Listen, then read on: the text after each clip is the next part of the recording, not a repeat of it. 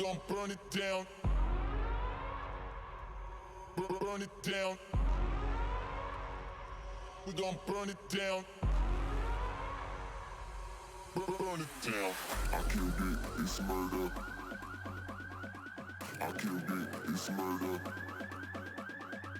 I killed it, it's murder. I killed it, it's murder. I killed it, it's murder, go crazy, berserker. I killed it, it's murder, go crazy, berserker. I killed it, it's murder, go crazy, berserker. I killed it, it's murder, go crazy, berserker.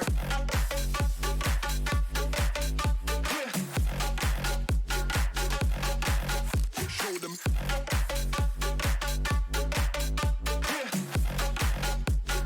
Change the station with a new shit.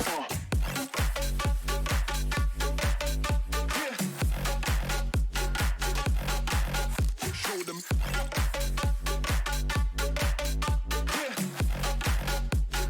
Change the station with a new shit. Change the station. Change the station. Change the station with a new shit. With a new shit. Change the station. Change the station. Change the station with a new shit. With a new shit.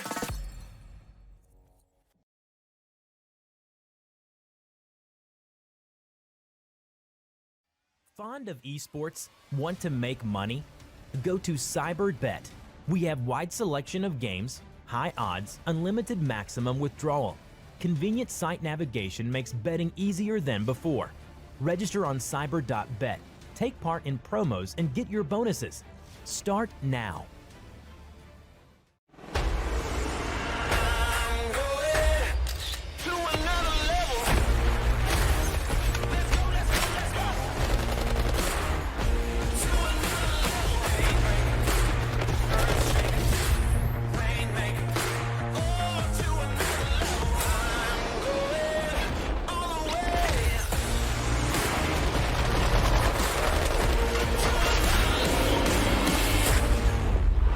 Download free now.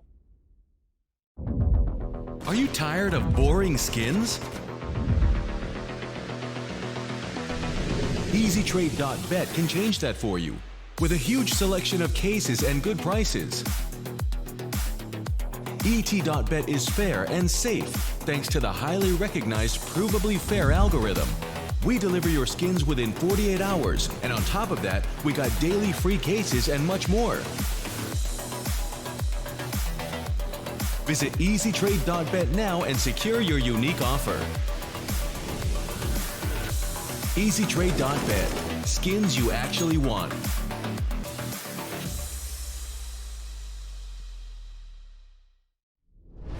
Do you have what it takes to compete against the best in the world? The best in the world. Can you make it to the top 100 in your region? How about the top 5% on your favorite console? Find out by competing on the most competitive platform in the world. DrBattles.com is where competition lives.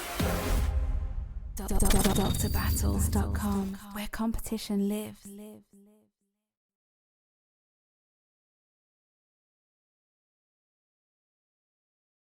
Hello, ladies and gentlemen of YouTube. I'm your host, Maxman. Today, back for some brand new Call of Duty mobile competitive action brought to you by the Pro League. And once again, I'm going to be joined by the one and only, the awesome Imperium, back for day number 2, baby. How's it going?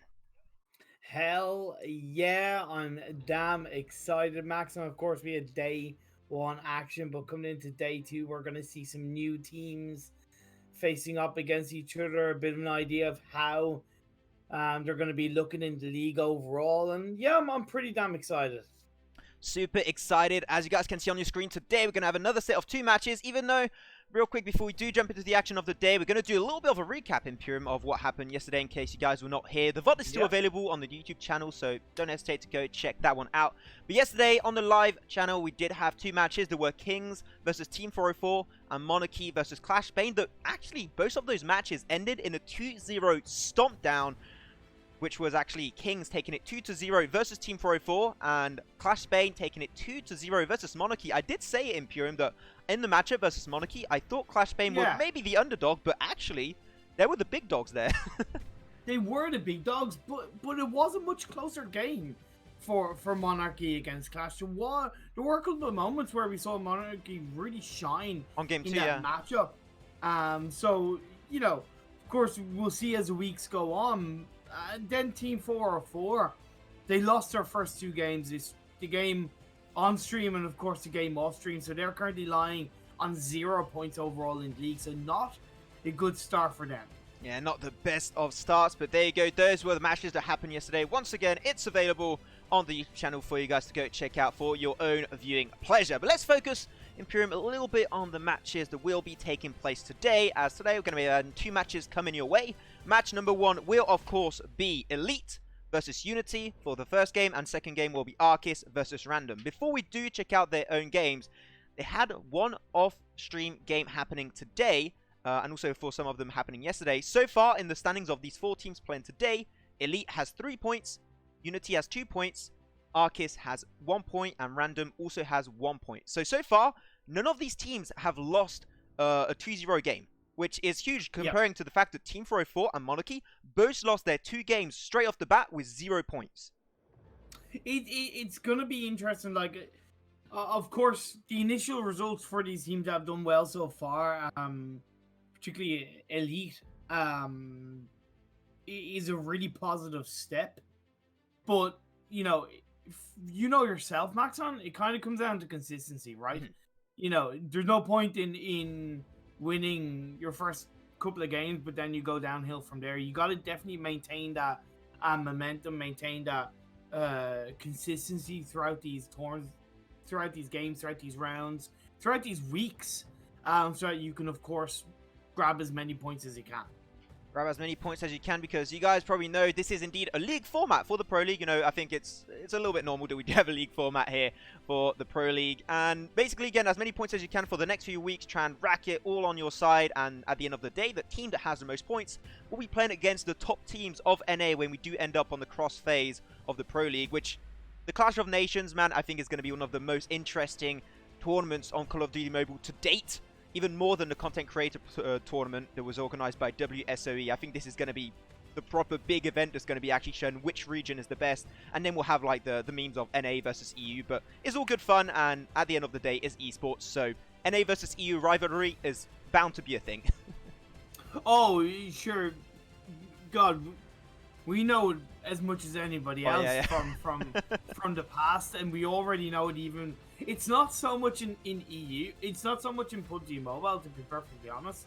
I actually feel like there's a joint togetherness in PUBG Mobile because the Southeast Asia and the Chinese teams are so dominant. So it's kind of like, well, look, we'll EU and NA will kind of come together somewhat, but in other games we've heavily experienced an NA v EU environment, and it's really exciting. Of course, EU #1, but you know.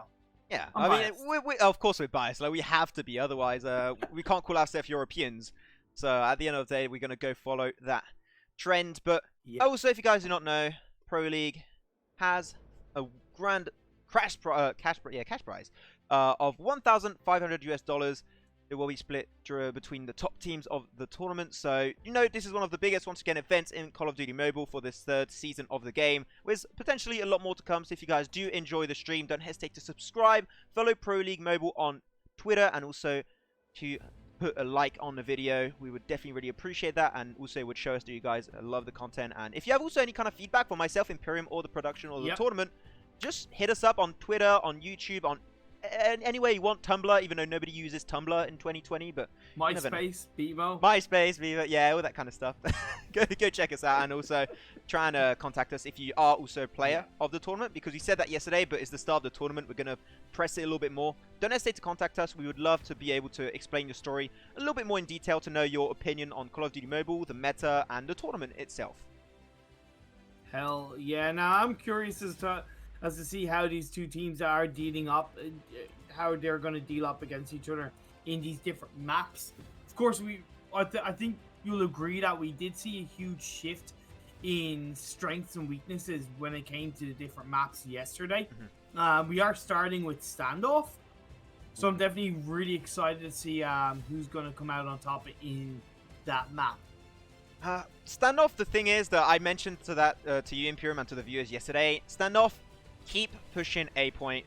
Never go over to B unless you want to try and be a little bit unpredictable, but your A point push is so easy. You push a little bit aggressively, find 1 or 2 frags in the process, put down the bomb in an easy position where you can deny it from statue, from tank, from boxes, and then just push back, and you can just hold the angle perfectly, and you can deny almost any kind of offensive, and the only way to deny that is by a counter push or flank from the attacking spawn side, or by attacking through the mid, going around statue and playing really aggressively from that area, which is extremely hard to play, and it asks for a lot of synergy with your team.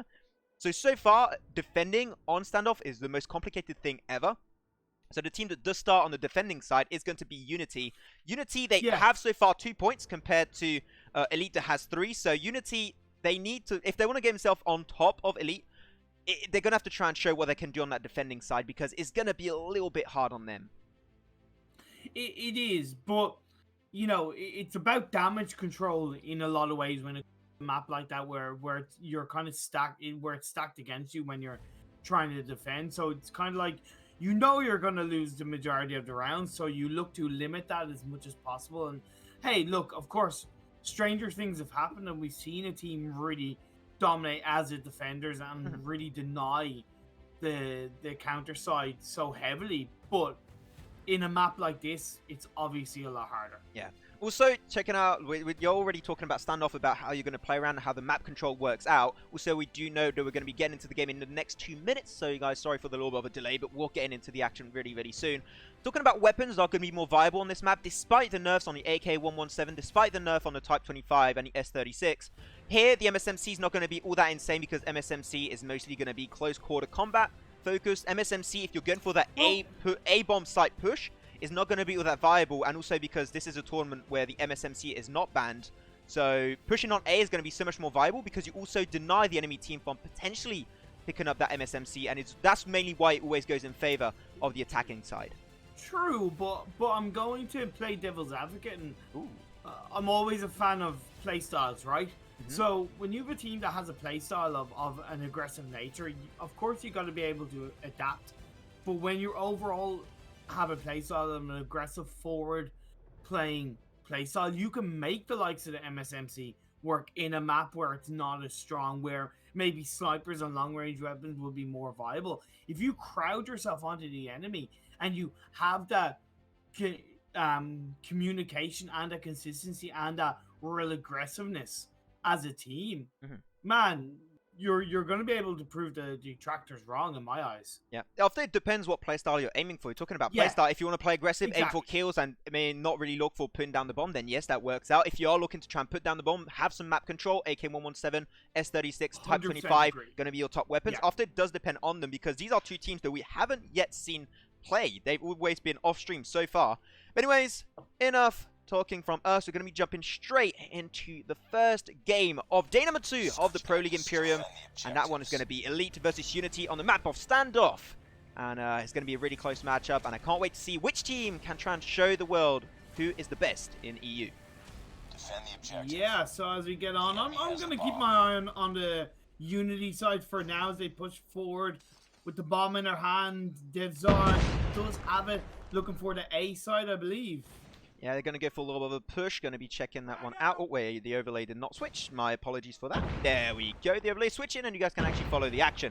That's going to be a little bit more interesting for you guys. But it seemed like they are going to go for the offensive towards this B bomb site. You know, for the first round, maybe not. You're just trying to judge the waters a little bit, try and test it out. But they're going to go for the push through the front yard. They're going to try and find a frag. The MSMC does not do too much work, as Grizz finds himself a sexy double. And you're going to be having the solo defense from head for head onto the A bomb site. Not going to be using too much of that player for now, at least, but the offensive is slowed down at least on the side of well, Elite. it was a passive start from Unity, to be perfectly honest. They took their time. You saw that they headed for the B bomb site. It didn't quite work out. I think it was more the spray that came out from Devzar, and the MSMC just didn't really work out at all, but they are turning their attentions towards the A site where a couple of the Elite members are. Oh, and that offensive there at the end coming out from Unity secure them the first round. So you know what? That's a little bit of a moral boost. You get that. You can keep on going. And as we said earlier, like, the attacking side is going to have a little bit of an advantage, even though it's not this was not the A push that won them the game. It was their rotations that actually won them. They were really proactive. They tried to push on B. They got themselves a frag or two. They were like, okay, this is not working out. We're going to reconsider our strat. But here, they're going for long onto the left side. Going to try and get through gas station, going towards bakery. And this is working absolutely insanely well. But they're going to get maybe flanked on the backside, but they are able to deny that engage. Riz is going to keep on going. They're on the backside, though. A flank almost came through for Magix. They will not come out, and they're going to go straight away for the B bomb site push and put it down. It was the 3-man push that came in from Unity at the start of that round. That was a huge improvement on that round. Made a big difference. They really took out a couple of members early on, and they gave them so much freedom. And of course, they take that round too. We are expecting that, but even comparing round to round, Unity in that second round a lot more coherent. Had a plan in action, executed it, and it worked out. Worked out just fine for them. Even though I'm surprised they're going for the B offensive, because I've been talking so good about A push, and here they just switching on its head a little bit. So, you know, I like seeing different kinds of gameplay. It's enjoyable, and it does shift the expectancies a little bit. But though, going to be having Broken Wall overtaken by Cox, and he might be trying to hold some counter push coming through. But they're going to go for the A aggressiveness, but can they get the bomb planted up? Seems like that will be the case. The offensive on the backside from Orgate and Grizz is coming absolutely insane, but only secures himself 2 kills. This is going to be a 3v2. It is indeed. Is Grizz and Orgate. I'm just going to have to try and rip through to 2v2 right now. Death Star, bomb is planted. Now they just got to bide their time and wait it out. Yeah, as we said earlier, you just push back on boxes on an angle where it can easily shut down any kind of diffusing. No, Magis is going to bite that. That's going to be shut down. Going to go for the rush. It's so close quarter. This should be an easy kill, but doesn't get it. I think he didn't even reload. He had the reloading animation, unfortunately, and that's going to be a bomb defuse. 2-1. 1 round secures for Elite. That's damage control. Yeah. But you got to say, like, they didn't have to stay there. They could have pushed back a little bit, and they could have danced around the final 2 members of Elite. They didn't really have to stay there, and it didn't pay off. The sniper shot coming out from Magis didn't work out, and of course they lost that round. Right, going to be holding mid. Can he find a shot? No, he can't. Broken Wall's going to be overtaken. Trying to hold front yard, but he does have a peek. Can he find himself a double? Look at that. Can he get third? No, he can't. Unfortunately, misses the shot. The strafing is going to be coming into action. Devzor with the MSMC and a Type 25 for Progressive onto this A bomb site. They're trying to defend it as much as they can, trying to put the bomb down, but they don't have time to do so, and it will get easily diffused away by Elite. And that was a really clean round, and unfortunately, I think a little bit of lack of synergy on that 1 round from Unity, playing really spread and not aggressing at the same time, and that's why they got peaked up 1 by 1.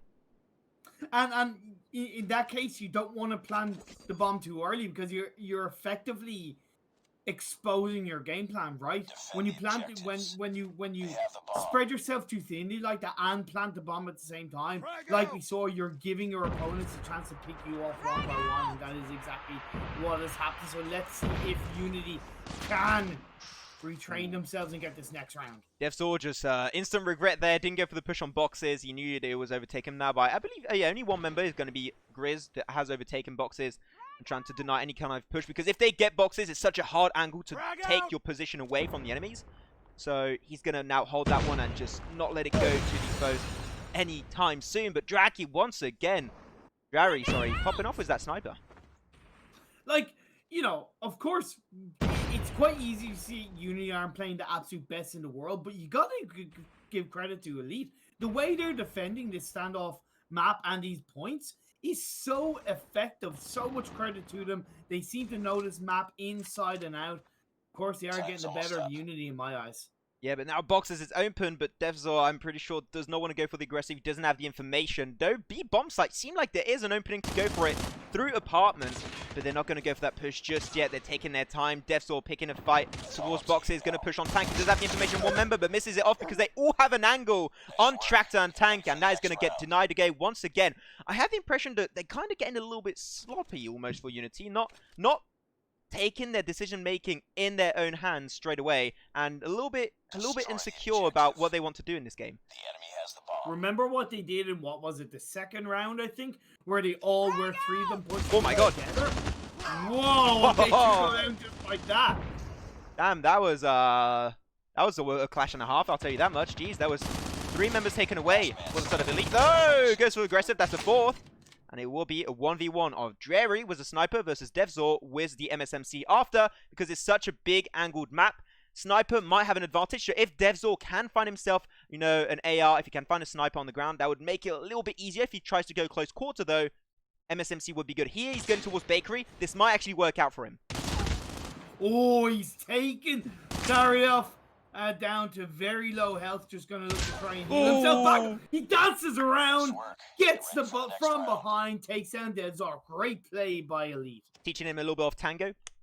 Let's go, arriba! Oh, there you go. But there you go, 4-2. I don't know how many times I said, "Here you go" in the last 5 seconds, but I think I said it a lot. They're going to try and push now towards Statue. And checking a little bit of utility. Though, look at that. The defensive positioning applied by Elite onto A bomb site is so fast. But now it's going to get denied away. They got 3 members on A with no potential counter defense. And they are going to go straight away for the bomb plant. Though they're still on the backside. MSMC play will not be working out for all. Jit and Dreary is going to get flanked through Bakery, and that will be a 4-3 scenario. And slowly Unity, I think, trying to play a little bit more aggressive, which is what they needed to push on that A bomb site. It's not just the aggressiveness; it's the fact that they did it as a full coherent. At the 3-man squad, yeah. Yeah, it's not necessarily the actual bomb site. Yeah, of course that kind of helped, but it's the fact that they did it as a coherent team. Are they going to go for... I thought they were going to go for full rush on long again, but it seemed like that will not be the case. Going to go for the rush on Freezer, but it does not quite work out. Loses the trade. 3 members going down on their side, and that's an instant shutdown. That round lasted 15 seconds, and it's already game over. And round number 5, over to Elite. That was so quick. And considering that the previous round was actually kind of one of the... Well, actually, no. Or a couple of rounds before that was one of the longer ones. Yeah, having that 15-second round was unbelievable. Unity being stopped in their tracks. We are 5-3 ahead for Elite. They're going to be pushing through mid now. Rushing with the MSMC, and again, straight to that B bomb site. Going to go for the instant plant. That is so quick. They've been so reactive. I'm enjoying this. Agi was a sniper trying to hold broken wall, trying to deny rotation from A. Oof. I don't know if that's going to work out, if they can defend this B bomb site plant, or are they spreading themselves too thin once again, Max? Going to be having a head-for-head onto the bomb. So, no, onto the A bomb site, sorry, as you have to say. And this is going to be a pretty harsh defuse because they're holding every single angle. I'm not sure how that's going to be working out, but here it is. They got every single member, and now they're going to go for the defuse because B bomb site, the reason is, once you plant it, it's so hard to defend because so many areas give you visibility on the bomb site. And honestly, one of the weaknesses I'm seeing in Unity so far is their ability to snipe. Really? Their ability to snipe compared to some of the shots we saw yesterday is below par in my eyes. Nothing, maybe they're having a bad day, bad game, it can happen, but from what we are seeing, very disappointed with their sniping ability. They seem to look far more confident in the aggressive manner. Ooh, though, here it is. The push will be coming on through. The bomb has been dropped. And they try and find it. 1v2. Does find one. Devzor with the MSMC. One member still going to be behind him. He doesn't find it, and they're going to get sniped away. And that was a very quick round also. 6-4 now. Slowly, Unity, because the sides have been switched, Unity will now be defending. So maybe this is going to be fitting their playstyle a little bit more. Maybe this is their comfort position. And they get the first round after that switch. Well, in my eyes, Elite are definitely in the far more advantageous position, because if they can push it right, they can really push out the members of Unity and take these final 4 rounds. Oh, they're going for the big man push. Man, Bakery is... Oh, that's some well-cooked action. They do find himself 1 frag, though. Are they going to be committing for the B push? I do think so, but they're going to be retracting himself. They're not going to overcommit. They don't want to go into the mid position where they have no visibility or information on where the enemies are located. So they're going to try and rethink their angle, rethink this fight, and potentially go for a push, which they are going to commit to.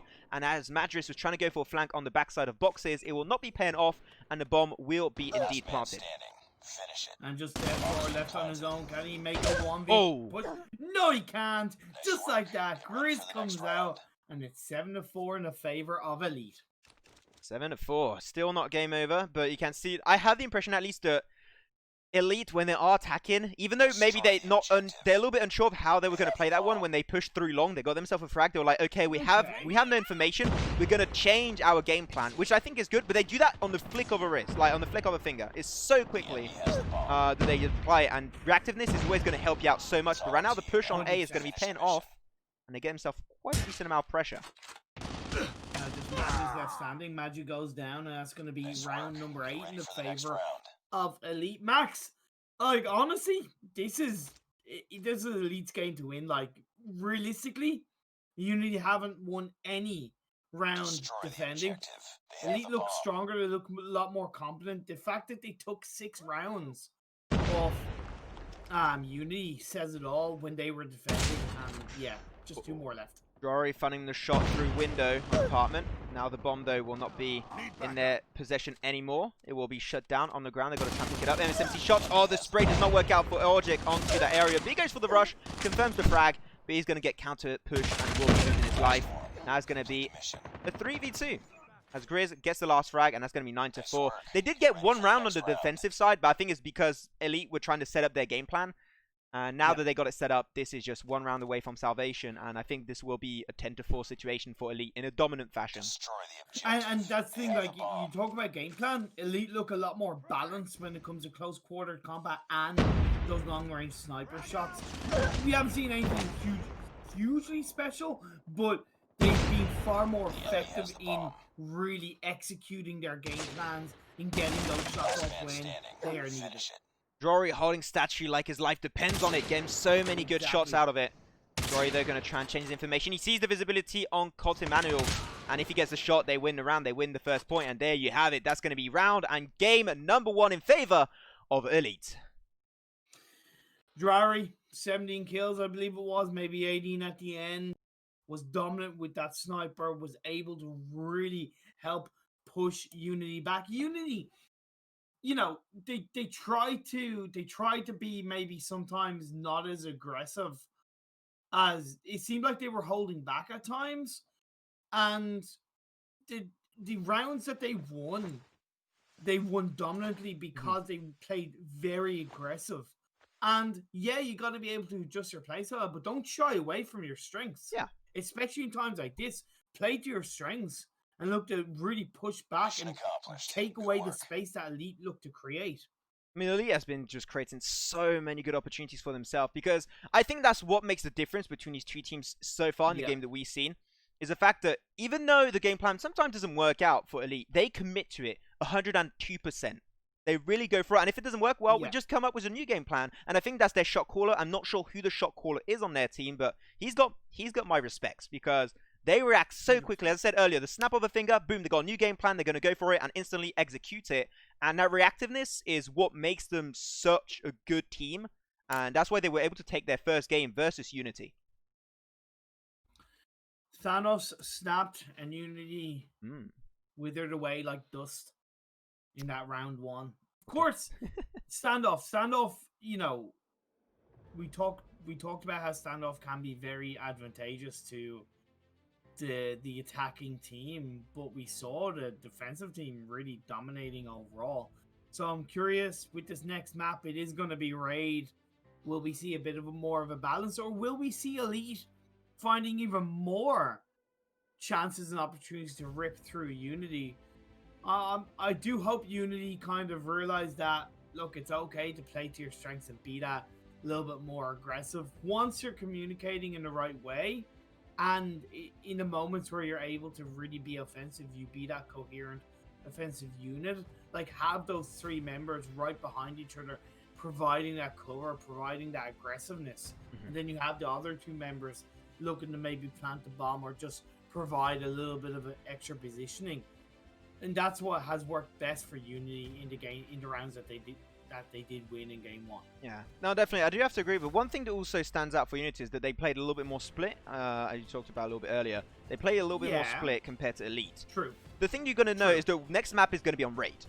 Raid is an area where you got easily 3 lanes that you can easily scout out. You got your B-bomb site, your A-bomb site lane, and also your mid position where you're going to try and push through, and also you can rotate towards your other points.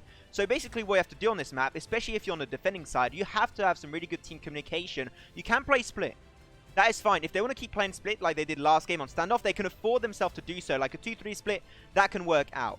But you need that good communication, and you need to aggress at the exact same time. So if they can communicate properly, their playstyle that they had last game could work out, but it's all going to depend on execution. If they can do it, true, that's going to work out for them. But once again, it is going to be harsh, because what we saw earlier is they don't feel confident once they have a game plan. If they can shift that on the second game, like we saw yesterday for Monarchy, even though they did lose their second game, but it was a complete shift, right? And I'm hoping to see this for Unity.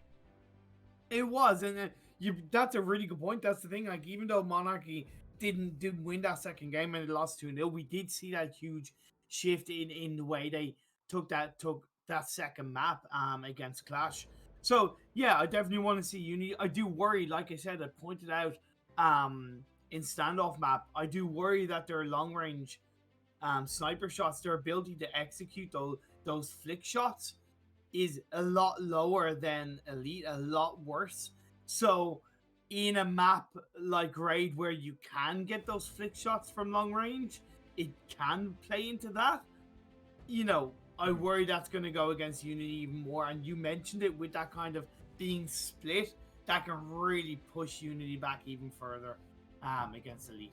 Oh, definitely. But you're talking about the snipers. And the thing is, like, the snipers, you can replicate against snipers if you have, like, an AK-117, Type 25, S36, all the kind of weapons. But in that last game on standoff, they were, like, 4, even potentially 5 MSMCs throughout the entire game. And that makes it really hard to fight back against snipers. So that's why they were so reliable on that standoff matchup. True, but it's not like Elite all had snipers. If that makes sense. It's not like they didn't have MSMCs. I'm just talking about from what I saw from Unity in that pure, like, for example, Drari was a lot more effective with the sniper than any other member of Unity. That speaks for itself, and that's always going to play a huge part in the team winning over another.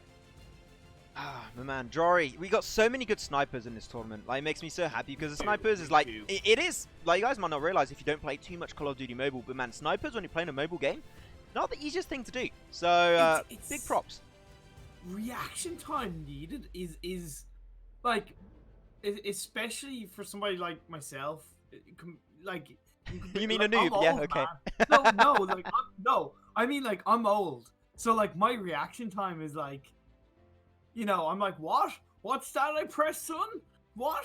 But, like, the ability of them just to kind of flick and shoot and flick and shoot, flick and shoot, and just dance around their opponents so quickly without even thinking about it is just incredible. And I just huge amount of respect. Even the players that aren't that good at it, it's still a huge amount of respect. Also, they play without the ACOG, so because, like, you're not allowed to play with the ACOG, and they play with, like, the default reticle. Like, I have to say, I can't do that. I, like, once again, big respect. No. I am so bad at that.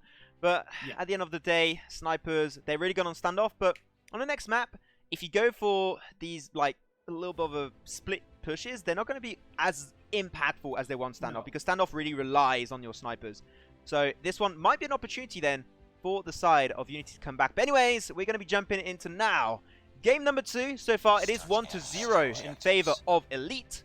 Are they going to make it 2-0 stomp down, or can we see now Unity slowly crawl their way back into a better position and make it to game number 3? We'll be checking that one out. Imperium, what do you think? Destroy the objective. Well, right now, like, the loadouts that are coming out from Unity do look a lot more balanced. Of course, one sniper, but all of them are pretty much AR MSMC. So let's see how they push through and try and plant bomb on any of these sites. Yeah, there we go. Game number 2 underway on Raids. The bomb is going to be in the possession of Devzor.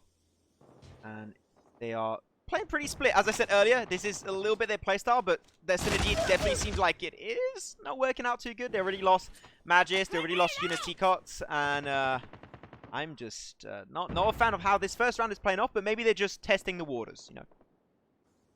Yeah, but they're the kind of team, in my opinion, with the playstyle where they don't want it, or they just want to go in all guns blazing, act first, think later. I mean, I'm trying to find excuses at this point, Imperium. Let me try. I'm trying to help them, okay? Jesus, man. Well, no, like, is that an excuse for you? But we do see Devzor punching back, getting a kill for his own, just leaving it to a 2v2 against these two teams.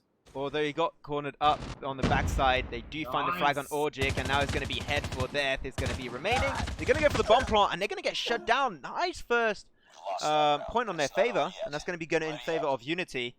I like the start of the round was a little bit but like after they did play as a really good 2-man squad, so they did. Yeah, the least the merrier for them apparently. So. But their loadout look a lot more balanced for this map, right? Oh like yeah, we talked about standoff being very kind of, you know, sniper focused. And yeah, Raid has its strengths when it comes to snipers, but having that AR, having that MSMC, that AK is really the stronger game plan. Grizz on mid was the MSMC. That's the better position to be if you're playing that weapon on Raid.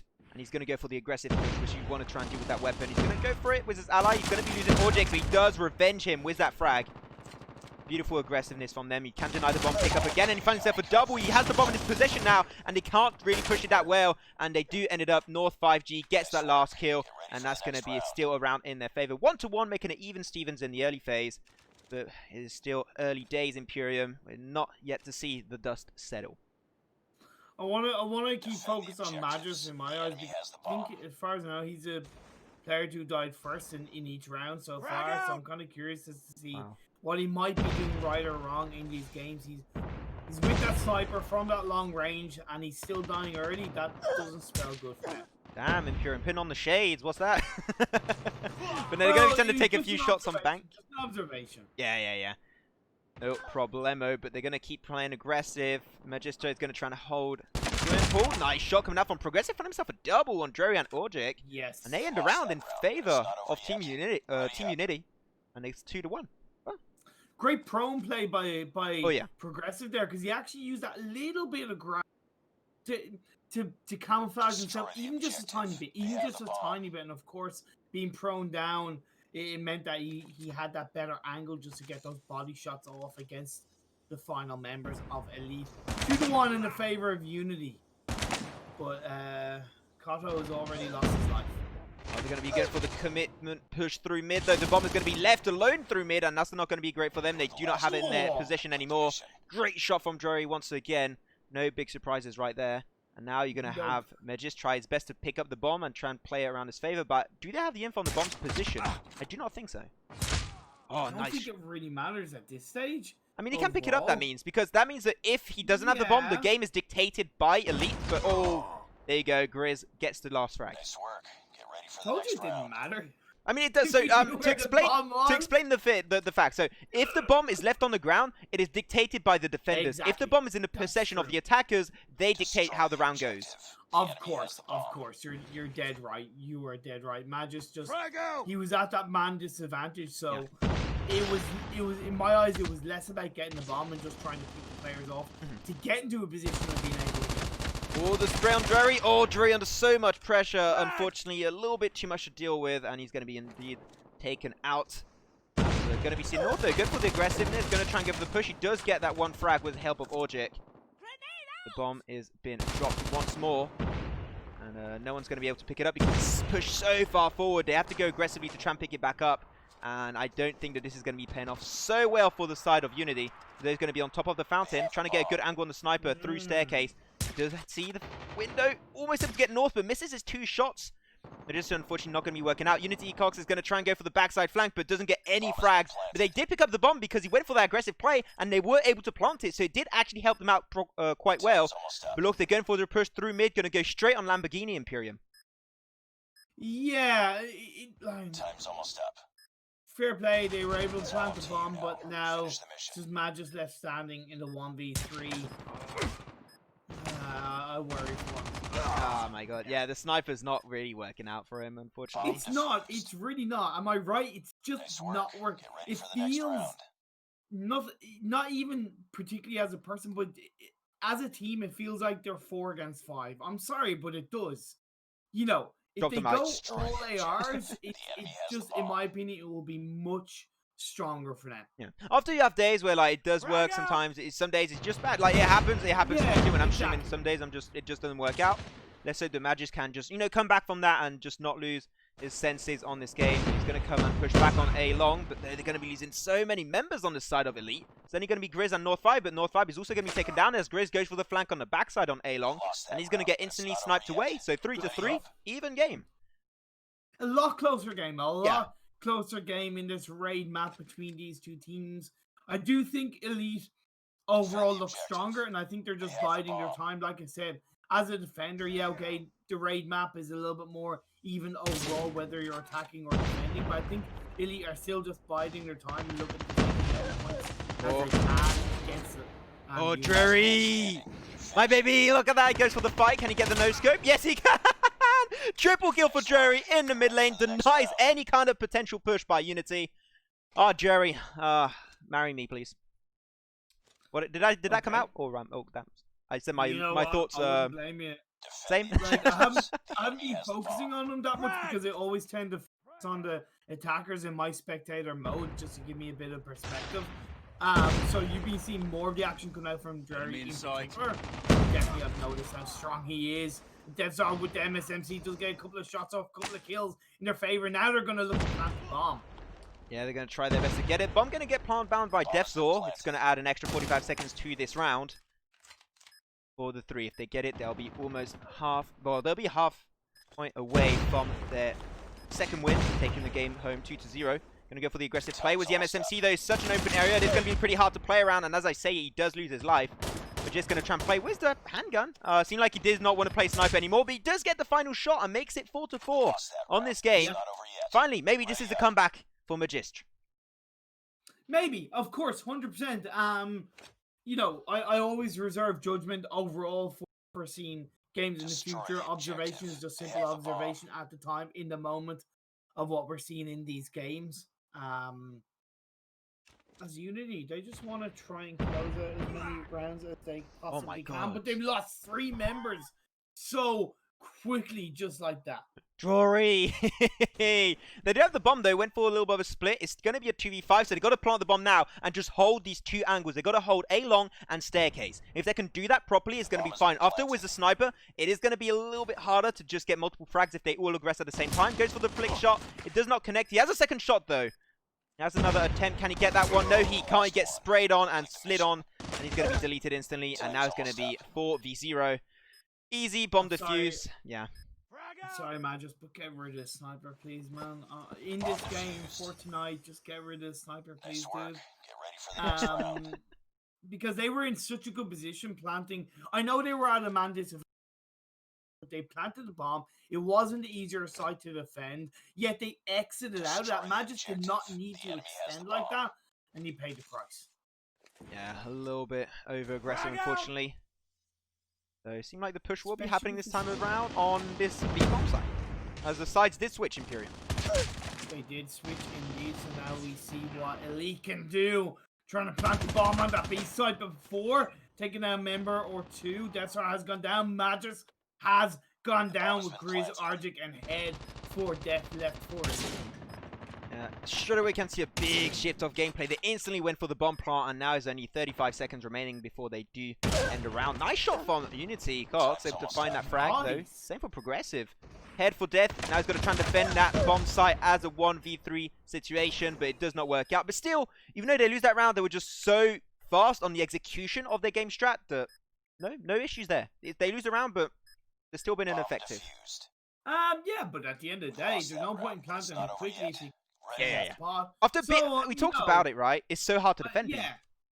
Yeah, but it's not the point. You still got to be able to do it. And Elite, I feel like they made that play too early as the attackers. They should have played a little bit safer for the first couple of rounds and then maybe surprise you with that quick B slot bomb placement. But let's see how they do return in this next round.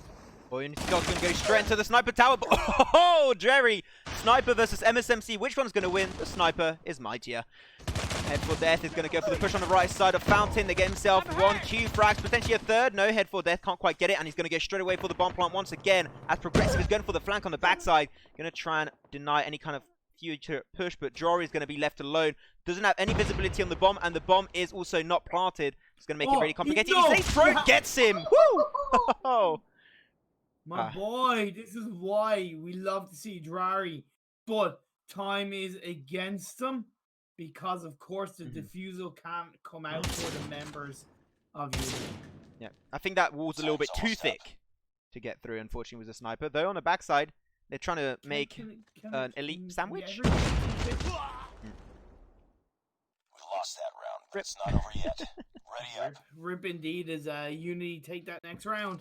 So, you know, you gotta say, Unity learning from their mistakes overall.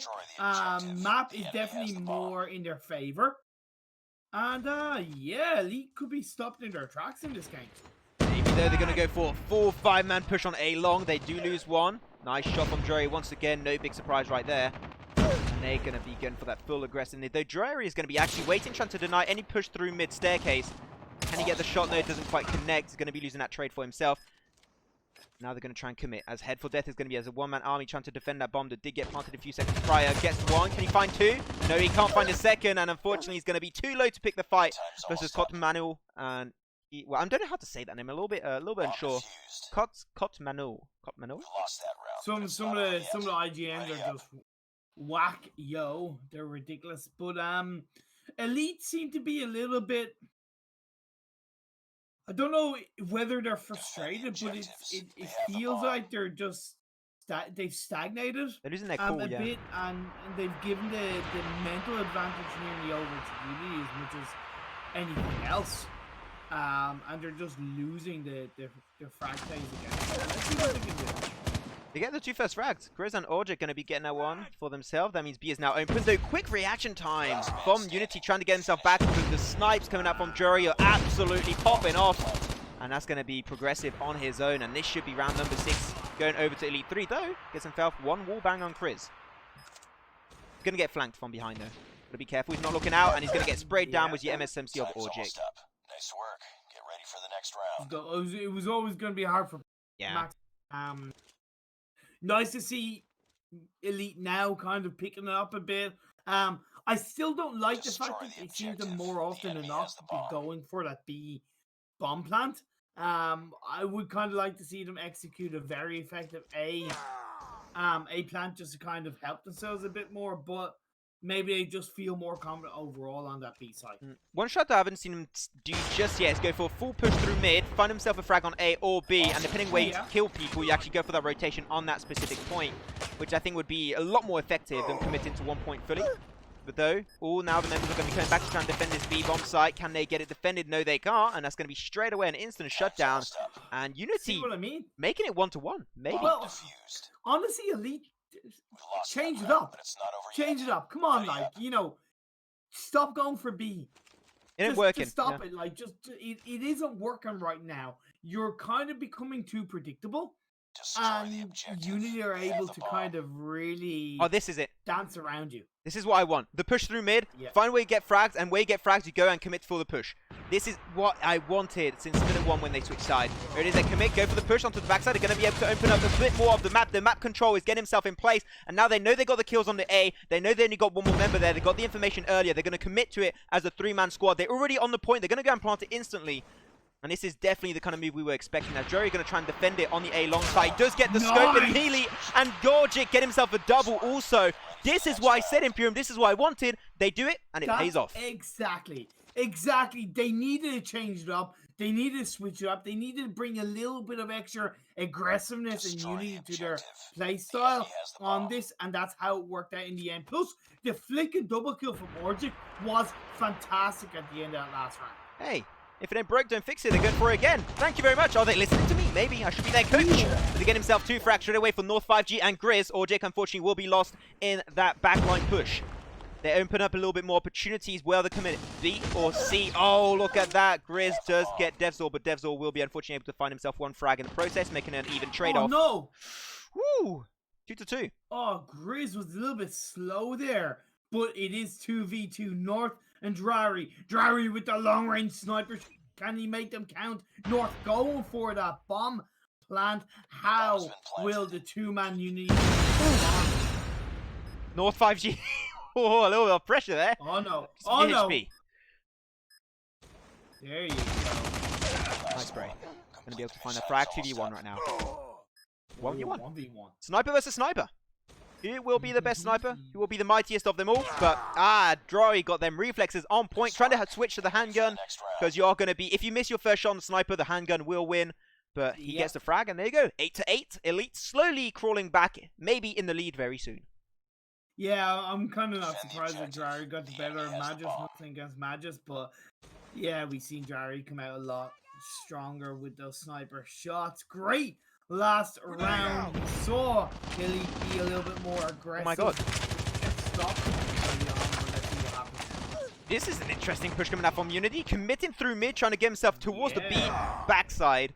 And actually, you know what? It did kind of work out. They got themselves 3 frags, so it is going to be a 3v2 now, so they do not have the man advantage anymore. But they do now. They got progressive. Well, not anymore at all now, as Cox is going to be remaining on his own with the AK, and he's just going to be peeling back. Going to have the MSMC also. Got a really good loadout to try and pick a 1v2 clutch, but this is the fight that he just has to go for it. Just go for the fight and try and get yourself beat. You've got nothing to lose. So Cox does have the MSMC. Time's almost up. And the AK, yeah. On his side. Well, no. AK, but he goes down. Now all he has is a coffin 6 foot under. I don't know why he threw that nade there, because when you throw a nade, you can actually see the trail, and it gives your position away so easily. I think he should have done it from like a safer position. Throwing a grenade in the open is not the best. They have the bomb. No, definitely. What, especially when you're at a disadvantage, right? When when it's 1v2. But either way, one more round for the members. They will take the game too. Trying to go for the push on B once again. They want to give another shot. They know they can do it. That didn't work out earlier. Will it work out for the last round, potentially, of this game and this entire BO3 series? For the aggressive backside push, and there he goes. Going to be Magist on his own with a handgun. And this is not really the weapon that you can pull off a 1v3 clutch with. So if you can pick up an AR on the ground or an MSMC, do it, please. I am begging you. Because otherwise, you're going to lose 2-0 this series versus Elite. Fine, Jory gets it. Whoa! Nice jump shot. One flick? On the backside. Is that going to be back? Oh, Chris from behind. Rip. That's going to be 10-8. Still really close game, I have to say, Unity. Compared to what happened on that first game on Standoff, that was night and day. Much better. Definitely was. So much better from Unity. But I also think Elite played worse on Raid than they did on Standoff. So it was, of course, at the end of the day, it equaled to a much more even game. But I definitely think Elite struggled on Raid compared to Standoff. I think they did have a little bit of a harder time. Like that B push was like they really committed to it. And once they did what we were talking about in Pyramid, like pushing through mid, finding frags, and depending on where you go, push on the respective point. They did it, and they got like what 2-3 points because of that strat. They did. If they did that consistently, I think it would have been a little bit more efficient, and they could have potentially ended the game earlier. Oh, wait, I need to hide that screen. If we were going to see the MVP of the game, it seemed like that will not be the case. But yeah, there was that said. That is GG well played. Game number 1 of the day, going in straight up favor of Elite 3, taking it 2-0. That means they secure 3 points in the standings, and they were already in a pretty good spot. I need to open my book because I do not remember how many points they had, but I believe they won their matchup on the off-stream game. Let me check that. Yeah, they did. They won 2-0. They were, yeah, so they got 3 points. So it means that they do have Wait. That means that they are at the same points as Kings now. They got 3 points on their off-stream game. They got 3 points on this matchup versus with the 2-0 versus Unity. They are at an equal standings with Kings, which also won their 2 matchups yesterday, 2-0. So 6-6. They are at the same level as Kings. Yeah, of course. Yeah, they've won 4 rounds. Yep. So on the same amount of points as Kings. So good start coming out from Elite. Unity, they still have 1 point, right? That they taken off Arcus. Oh, they got 2 points I've written. Game. Oh no, sorry, they got 2 points. Yeah. My apologies. I read that wrong. They got 2 points. So it's not the worst thing in the world for the first week of the Pro Mobile League in COD Mobile. So they'll just have to refresh themselves, rethink, look back on the VOD, and see what they can do for next week's games. Exactly. I'm sure they'll be able to do even better next weekend, as also they can just check out the VOD, do some VOD review, find a little bit of a better strat, and also because after the next game, all of the teams will have played at least 1 match on stream live. So that gives you some information that's going to be super valuable, because you're almost able to say on 2 maps minimum for that team what their main strat is and how you can potentially counter that strat. So if these teams put in the time and the effort, they can come in so much stronger with extra information that's going to be so valuable for them on the competitive scene. Yeah, and exactly. And it's all about taking what you've done and seeing what you can learn from, win or lose, you know, good or bad. It's all about what you take from that experience and how you progress that forward and adapt it to future situations.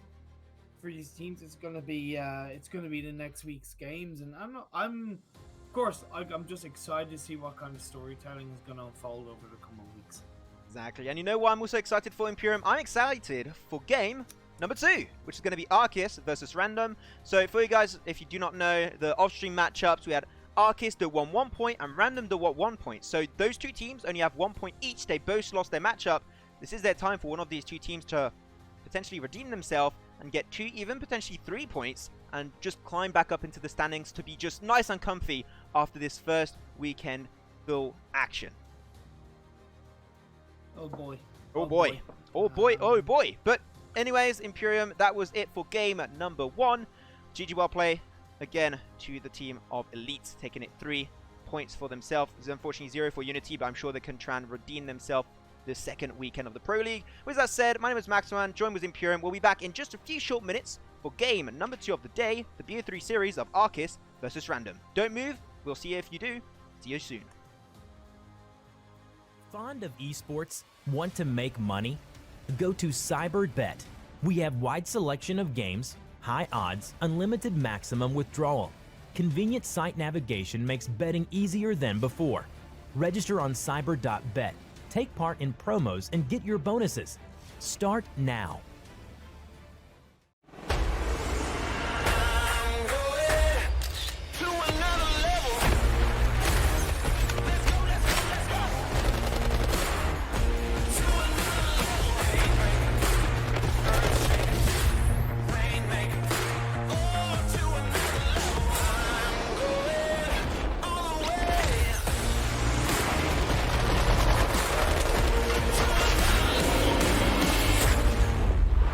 Download free now.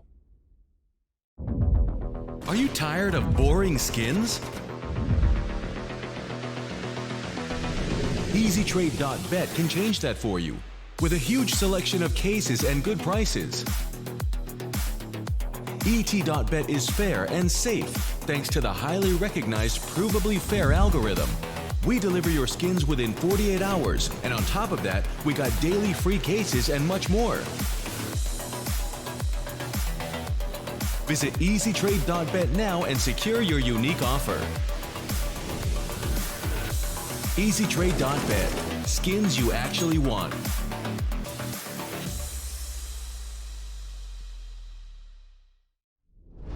Do you have what it takes to compete against the best in the world? The best in the world. Can you make it to the top 100 in your region? How about the top 5% on your favorite console? Find out by competing on the most competitive platform in the world. DrBattles.com is where competition lives. DrBattles.com, where competition lives.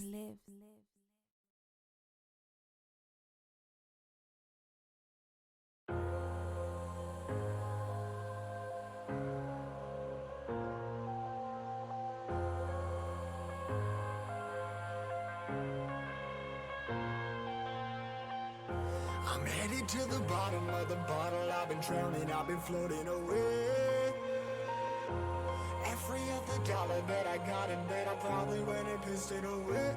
I ain't fucking okay, I ain't liking it, babe. I don't even wanna talk, I'm just smoking my haze. I've been stuck in my ways, I've been stuck in for days. I've been staring at the clock as the radio plays. I'm enslaved. Yeah. Rolling another, I'm stuck in my seat for the whole control of my speech. Yeah, I've been trying to get off this couch for a minute and a whole damn week. No kidding, I'm skinny, I cannot eat. Got a million motherfuckers that depend on me. Yeah, every friend in my family, from a girl, every fan I meet myself. I'm too on till I'm too off. Come down to make new thoughts, like jumping off of that rooftop. Hold my camera when I do not to make moves based on my mood drops. Like who's lost? Like who's lost? It's yo, steadily killing me, running my brain full of shame. I don't wanna lose it. Full of stage, trying to bottom my pain. I see the sun coming out of that rain. My day really not tame. I'ma never slow down. I'ma never behave. Stuck inside this prison, inside this cage. It's taking over.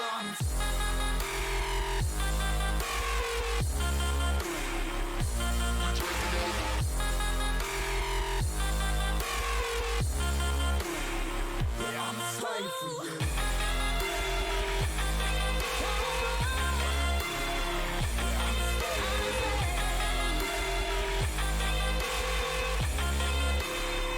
I'm a slave.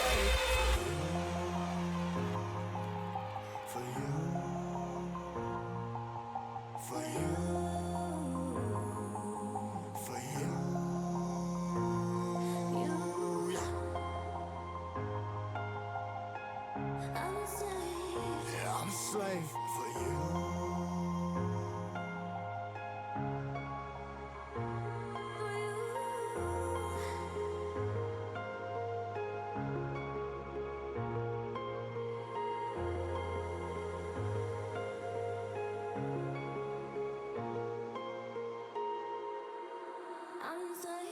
Ripping harder, more less. Never stop, no rest. Till the stress is breath in my chest. Till it's diamonds wrapping my neck. Progress to a god from a goddamn mess. Hopeless, more tests. More blessed. Dug deep down, trying to find my best. Find a beast, had to kill a conquest. I'm next. I'm too on till I'm too off. Come down, make new thoughts. Like jumping off of that rooftop. Hold my devil, but I do not to make moves based on my mood drops. Like who's lost? Like who's lost? It's yours, steadily killing me, running my brain full of shame. I don't wanna lose it. I'm full of stage, trying to find my pain. I see something coming out of that rain. Mine ain't really my game. I'ma never slow down. I'ma never behave. Stuck inside this prison, inside this cage. It's taking over.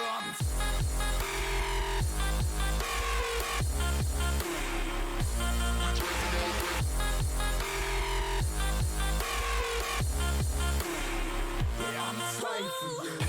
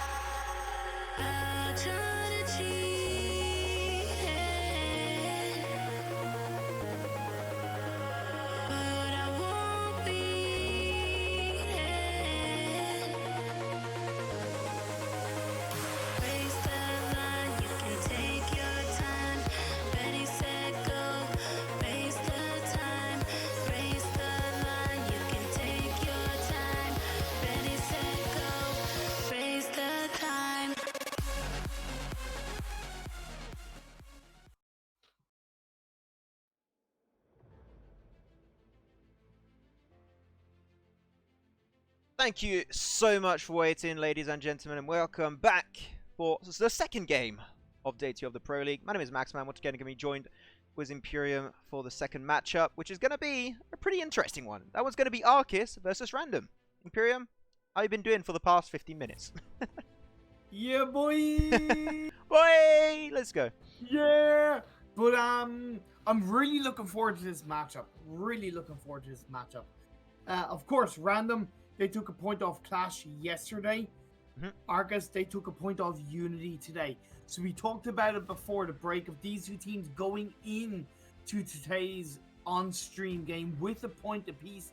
This could be make or break for any of these. I know there's a long way to go, but it's also a factor that every point matters, right, Maxman? Yeah. So if Arcus can take 2-0, they'll get 3 points, which will put them 4 total on the same equal as far as I know, same equal as a couple of others, and it just means they're going to be in a much more prominent position. Yeah, of course, if they win 2-1, they'll still get 2 points, but it would definitely be more effective for any of these teams, Arcus or Random, to take the series 2-0.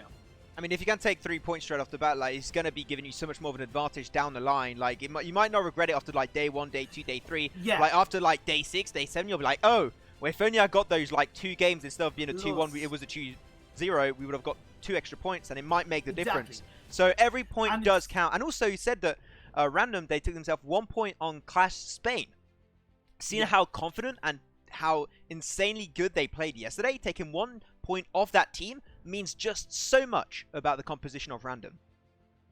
Exactly, and also on a side note of like winning the series 2-0, you're also taking a point, you're denying a point away from your opponent, which can be an even bigger impact for them. And yeah, looking into this matchup, when you take the results we've had so far, realistically, Random do look the stronger team because they took a game off Clash, who have won both their games. Okay. And Arcus, they took a point off Unity, but Unity lost to Elite.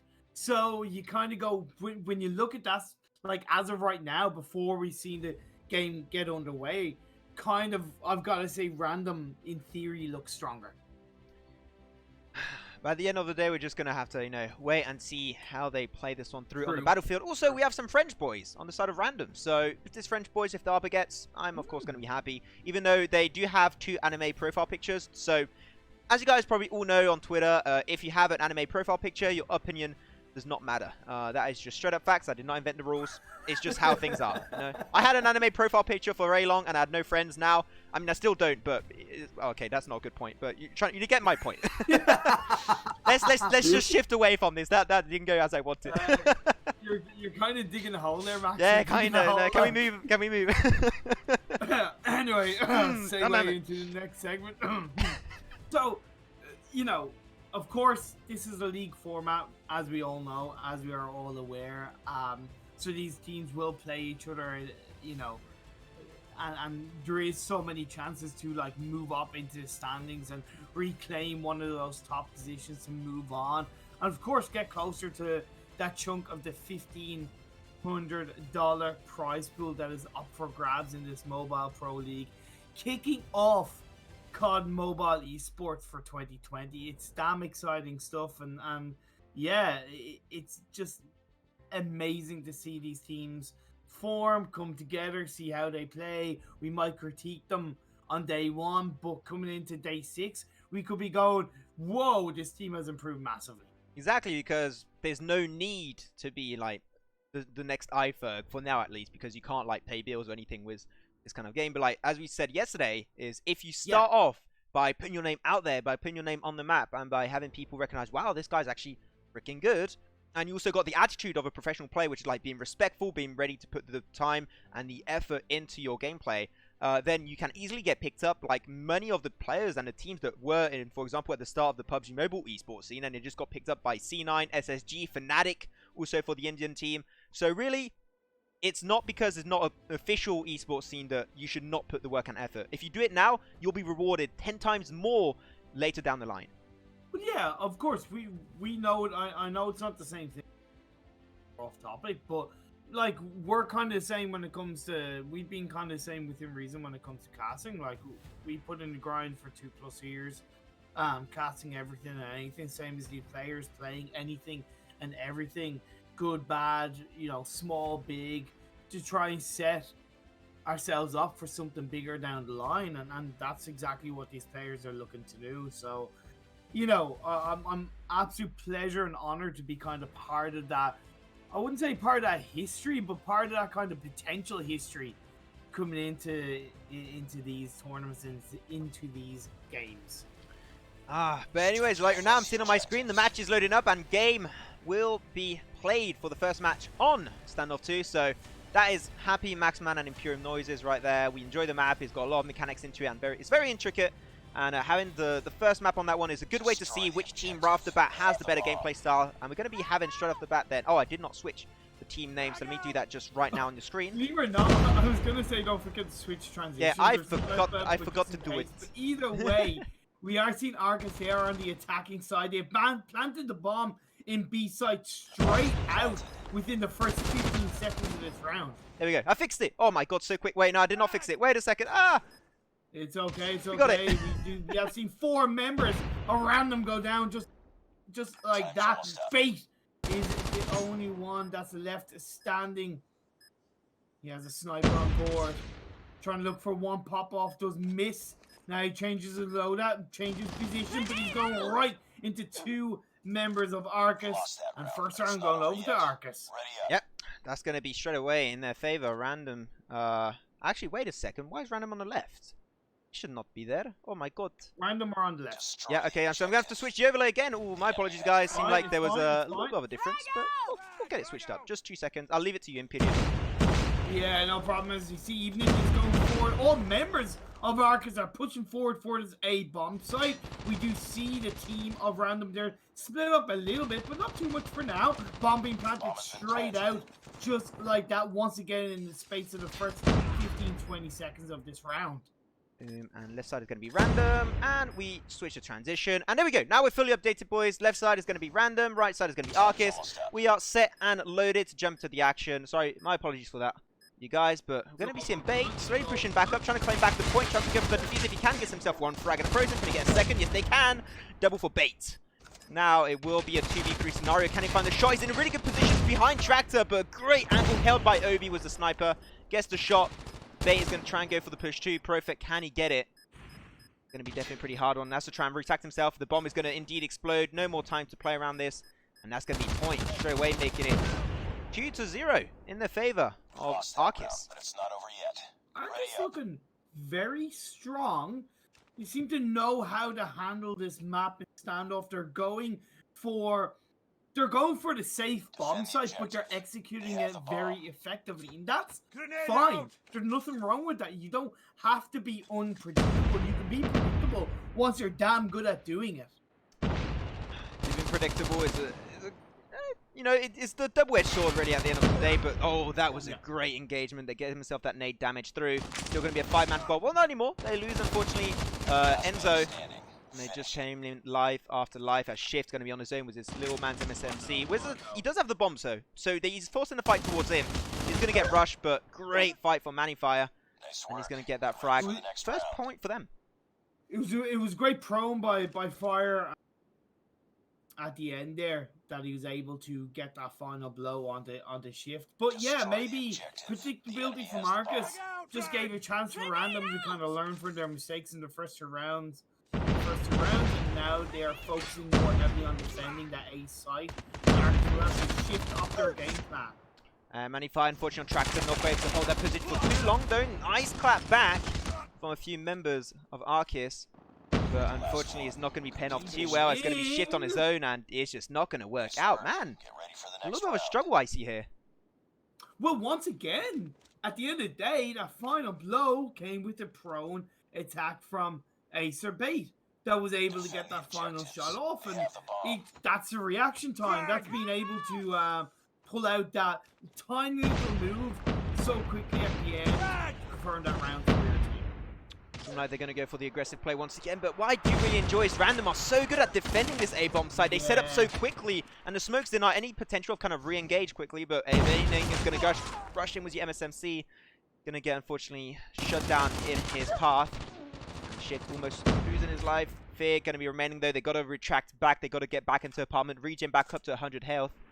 But they are playing a lot more respectfully now. 2v3 scenario. This one is going to be a little bit of a scary one. They might have a chance to make it work out.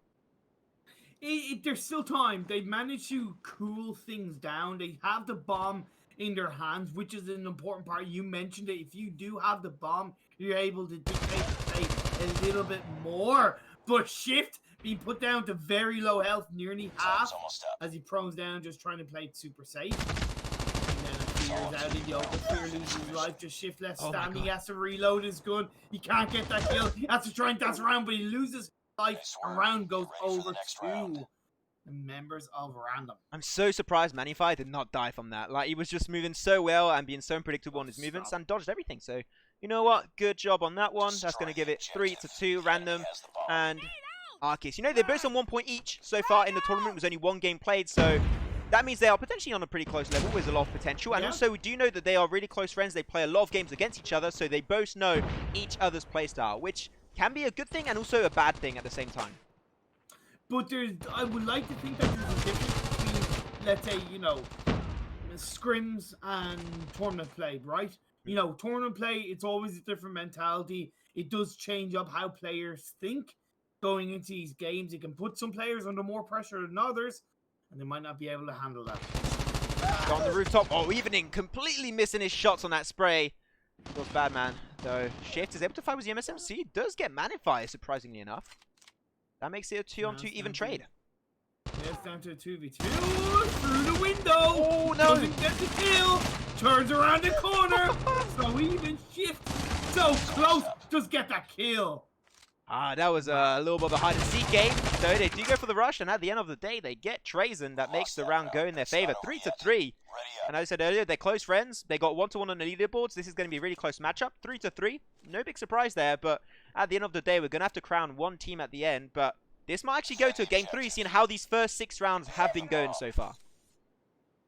So close. Even compared to, like, you know, even compared to yesterday's games, the 2 games that we've had on stream have both been insanely close. It really helps bring a lot more action-packed gameplay and just shows off the talent these 2 teams have. Talent to spare. Kanye gives me a little bit. That would make me happy. Shift. Obi was a sniper. Yeah, of course. Small range versus a Type 25. If you miss your shot, you're a goner. Shift going for the backside through potentially Bakery. He's going to plant B. No, he's going to go through Long and potentially go for the cross section between Long and B, but no, not even that. He's going to stay on gas station, but he's still going to attempt something.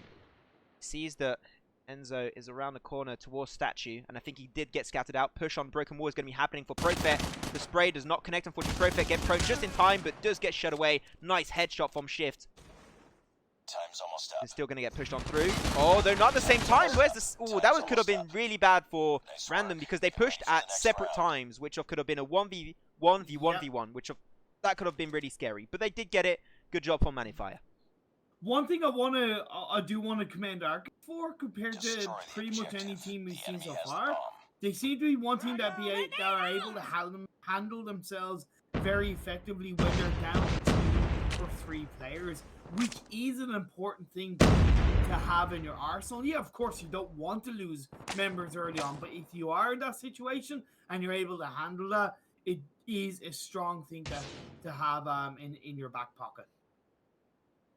Arcus this time around are going to play this one extremely slow-paced, trying to get some information, know where they want to commit. It seemed like the bomb will be going for the long site, and they're going to go and push, but Profit will be holding down that angle, and they're going to try and get close quarter. They are taking this one a little bit more respectfully now.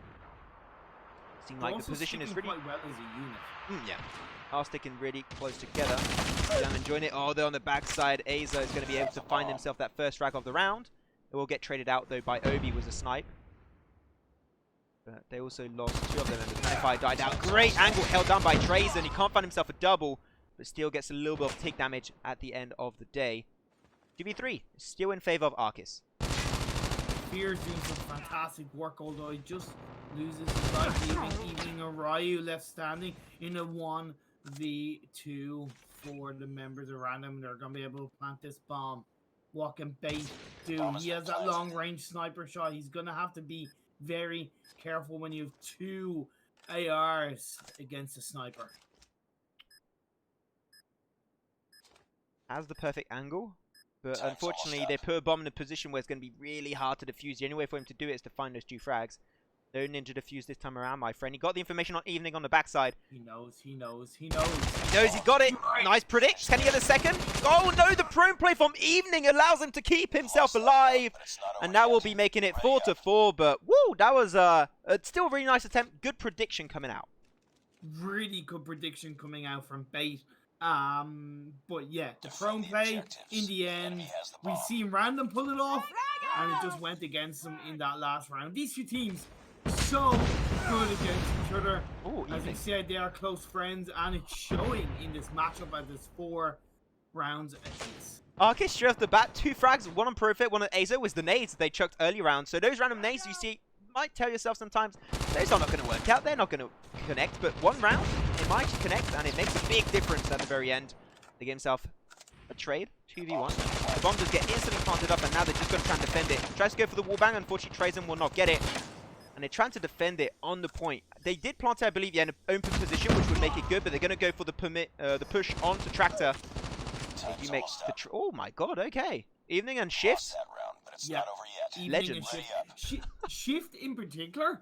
Shift, standout player in my eyes for Arcus so far. Of course, Evening's done some great work. So is Fear, as I pointed out, but Shift in particular, he's often been one kind of left on his own, and he manages to handle himself so well against the players of Random.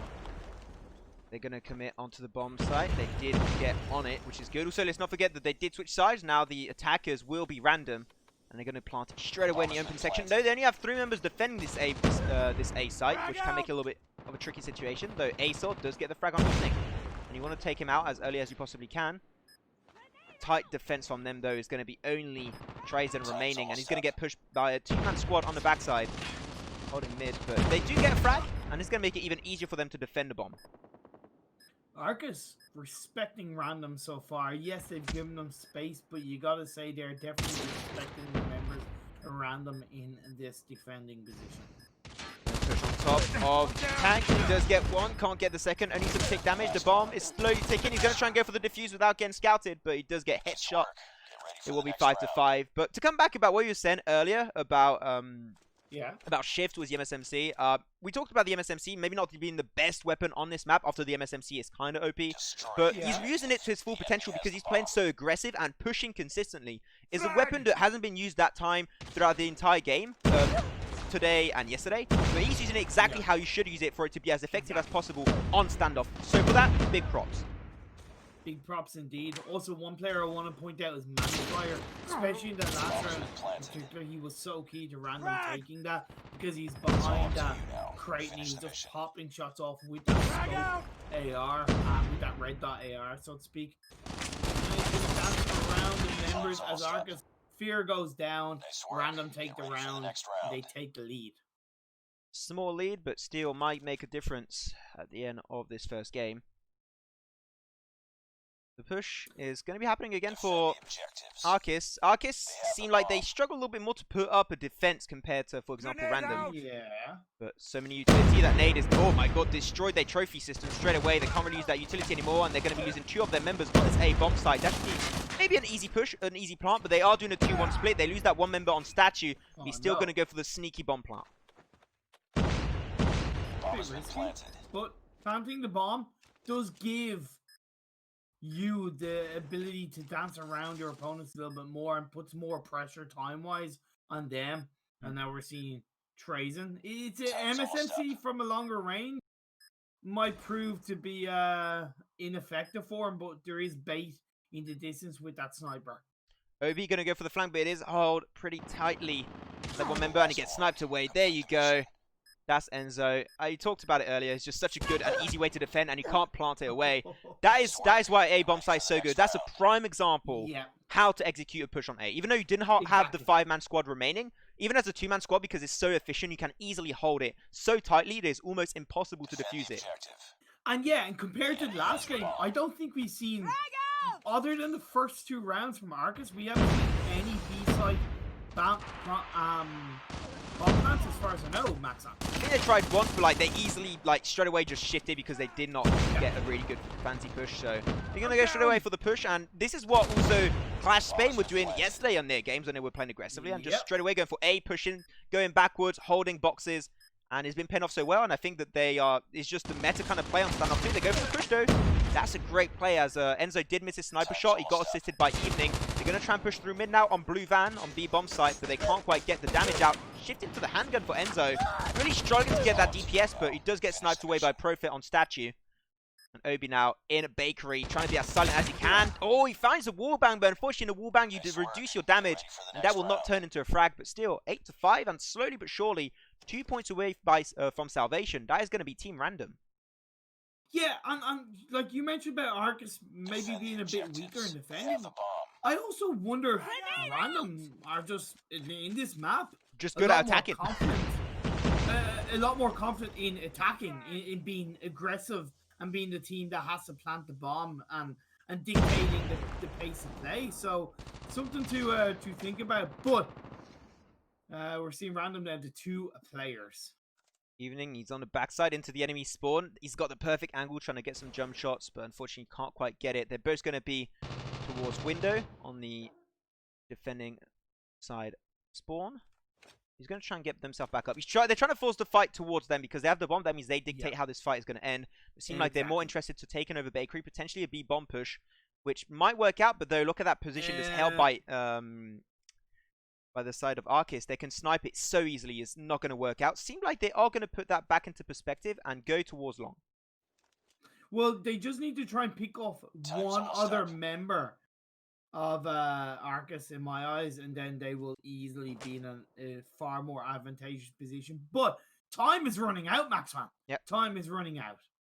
Only now 15 seconds. They're going to go for the sneaky bomb plant. He's not going to get sniped out. Surprisingly, he's able to put it down. Obi will not hit the sniper, though. Bakery is going to be overtaken by that one member. They do make it a 1-for-1. Profit now remaining solo on broken wall towards tower. And a little bit of damage down onto tank, but doesn't get the finishing blow. Got to be careful. Holding red card, but the bomb is going to get diffused away. And that will be their round normally in their favor. Trying to get the sniper at the end. He knew he was going to be ticking down. And unfortunately, a little bit slow. And that's going to be round number 6 over to the side of Arcus. If Random hadn't lost Trazen so early on after planting the bomb, then it probably would have been a lot easier for Frag to defend that bomb plant. But in the end, they put up a great effort, and Arcus did take the round, and Profit went down with fantastic play by OB. Oh, nice spray from Evening. Unfortunately, the control will not allow him to get that headshot, as they did, nerf the recoil of the Type 25 and the AK-117.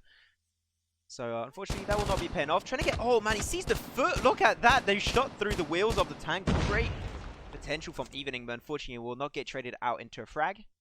And they already lost 2 of their members on the side of Random. Now even 3. I guess 3, they might even lose a 4th. Ryzen. Oh, looking pretty scary. Trazen. That was some weak spray with that MSMC. Yep. I mean, MSMC, if you can't control the spray, if you're mid-range, it is going to be not that useful of a weapon. But now he has the bomb. And he's going to be a 1v5. With the MSMC, was the nerf on the ammo you get. This might be a really hard fight to take head on. Just get one. Oh, didn't have time to regen. Close. Yep. Yeah, so close. He was in a great position, but you just said it. Not being able to regen went against him in the end. Yeah.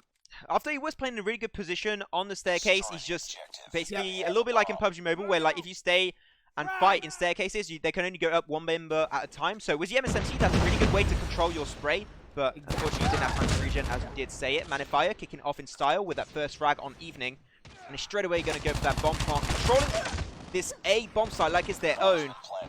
Though, Arcus trying to get the flank on the backside.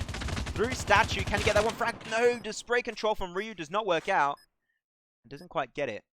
But now, 1v4. Has a lot of visibility on the front yard. He does not get that kill on Acer, and Profit is there to back him up if need is be. 9-7, still, that would still only be 3 rounds away for victory on Arcus' side. So, still possible, but it is going to be a lot of pressure because you know that if you lose 1 round, that's game over for the first game. It is, and I actually do think Arcus could take this. It's an uphill battle, 100%, but I definitely think we could see one of the closest games we've seen so far in the Mobile Pro League. Oh, tries and unfortunately taken out, man. So many frags going through. A few seconds, and here it is. Already 4 members down. Going to switch to the handgun. Can he get the frag? Yes, he can. What? Now regen. Just stay, going to barn. There it is. He's on barn. He can just hold it down. He is going to get pushed, though. Got the information on 1 member. Misses the shot. He's give his information away. 1v3 when you're located on barn. You've got 2 opening areas. You can get surrounded. Going to get pushed to the backside, as I did indeed just say. But he does get 1 frag on evening. And he shot it. Oh, my God. What do you want from me, Enzo? That was insane barn control. He had 2 openings, and they flanked him on the right side. Can he get the 1v3? Yes, he can. And they end around 10-7. Woo! French boys random popping off in style. Let's go. My God. Like, time's almost up. Like, gee, what a way. I'm sorry, but what a way to throw for. Can we also just point out how badly Arcus threw that last round? Like, it's kind of like they literally nailed the final coffin in their own game. You know, it's like they said, no, it's okay, guys. You know, we'll throw this game. You know, that's, oh man. But in fairness, what control! What fantastic control by Random in that last game. So good. They deserve that game 1 just from that round alone. Oh, man, but Enzo, like, I'm just. Even though it was Arcus that maybe didn't play like as synergistically as expected. Exactly. They just aggressed like together. Like they had a 2-on aggression span, right? They had 2 members pushing on barn, 1 onto the backside aggression and 1 through the spawn area. And they surrounded him, but he was jumping around and strafing so well that they just couldn't connect those shots, unfortunately. And at the end of the day, Enzo was just the better player in that specific fight and got himself his team's last point. Enzo was so low in health for like at least 1 of those kills. I believe even he had, I think, regen after the first kill, yeah. Time for the 3rd kill, but after first kill, he was so low in health. All it took was 1.5 bullets, kind of thing. And a half bullet. You can shoot half bullets. Well, I know, but you know what I mean. Like it's kind of like it was. Yeah, even a headshot would have been enough. Yeah.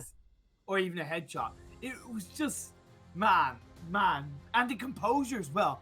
Because we all know what it's like to go up against a squad when you're 1 against 3 or 1 against 4. And man, that requires balls. It does. So Enzo, big balls coming out from him. Hey. And it's an Irishman to say it too, so you know what? That's a big compliment coming out from an Irishman. But yeah, like also like I can't have the composure he had. Like I get pushed like that, I'm shooting in the ceiling, in the ground, I'm shooting everything except the enemy players. Exactly. So Enzo, big round of applause to you, and I'm sure that is montage worthy. If you do Call of Duty Mobile competitive montage, you better clip that right now and add it to the montage. Also, say to follow Maxman and Imperium on Twitter. Little plug for you there. No? It's not a good plug? Okay, nah, okay. No. Damn it. Sorry. Sad times. I'm sad now. Sad times. Sorry, Sensei. But it's okay. But we are getting into this next map, and it is going to be Raid. And I want to see Arcus bounce back. I want to see them bounce back hard and fast at the end of the day and shut Random down right off the bat. That's the only way in my eyes that they're going to get back into this game. The reason why, just simply because they know they threw that last round, and that's gotta be in their head. That hurts, yeah. You know what I mean? And the easiest way to wipe that from your head is to go into that next game and just pull out all guns blazing, just pull and throw and just punch your way through and get at least they need to get at least 3 to 4 rounds in a row in my eyes to really like kind of disregard and take away how badly they threw in the last round of the last game.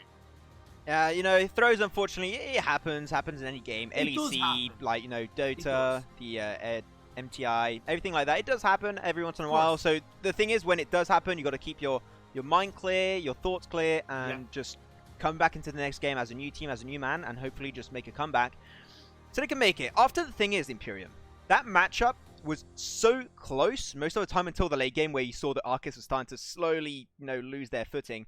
But it was such a close map throughout most of the game that this is a scenario where actually a new map might actually make a really big difference, because if one team is more comfortable on a map or another, and they're actually really close in terms of skill, that can make the entire difference. That can flip the entire game on its head. And if the next matchup that is going to be on Raid, if one of these two teams is more comfortable on Raid, mainly Arcus, if they like this Raid matchup, I'm sure they can have a good game and make it a one-to-one scenario to go into Game 3. Exactly, and we haven't seen a Game 3 on stream yet. Nope. Max, every single game the is curse. Our curse, curse, yeah. So, are we caster cursing them, or? I think we are getting cursed because we want a Game 3. Maybe they don't, because, if you can end the game quicker and get 3 points, like, why the hell not? But we'd like to see a Game 3, and I think the fact that we're asking for it, we're getting cursed by some entity out there. Of course, but man, like it's gonna be good. Raid, we know it's a lot different to Standoff. We've seen 2 games so far. 1 game yesterday, Clash and Monarchy. Monarchy looked much stronger in Raid compared to Standoff, and then the first game today, Elite versus Unity. Unity looked a lot stronger in Raid. So with the first game between Arcus and Random being so close, will we see the tide shift? I talked about what Arcus do need to do, but I'm saying naturally, will we see the tide shift further in their direction on this Raid map? I mean, maybe. I would like to see how I would like to see a firing range, because so far we only had 1 firing range throughout this weekend, and firing range is my second favorite map after Standoff. So if we can have a little bit of action on that, I would do some happy noises. I would be happy with that. Anyways, let's jump straight into game number 2. What? Your happy noises, but anyway. But anyway, yes. Anyways. It's gonna be Raid. I don't know. Yeah, I don't know. That was a weird transition. Raid. There you go. That's a transition. Raid. Raid Shadow of Legends. With console quality graphics. Over 300 characters to collect. Anyway. And if you use the code ProLeague, you'll get 5,000 gold. Okay, let's stop talking about that. No free promo for you, Raid. Get out of here. Game number 2 is underway, and it's way more important than your entire game. A little bit toxic. Yeah, too toxic, I think. Okay, now we see Acer has gone down, and 2 members of Arcus are standing in fear. Evening getting work done, but Evening just man that's standing and gets taken down by Raisin, and that's going to be round 1. Game finished. Yeah.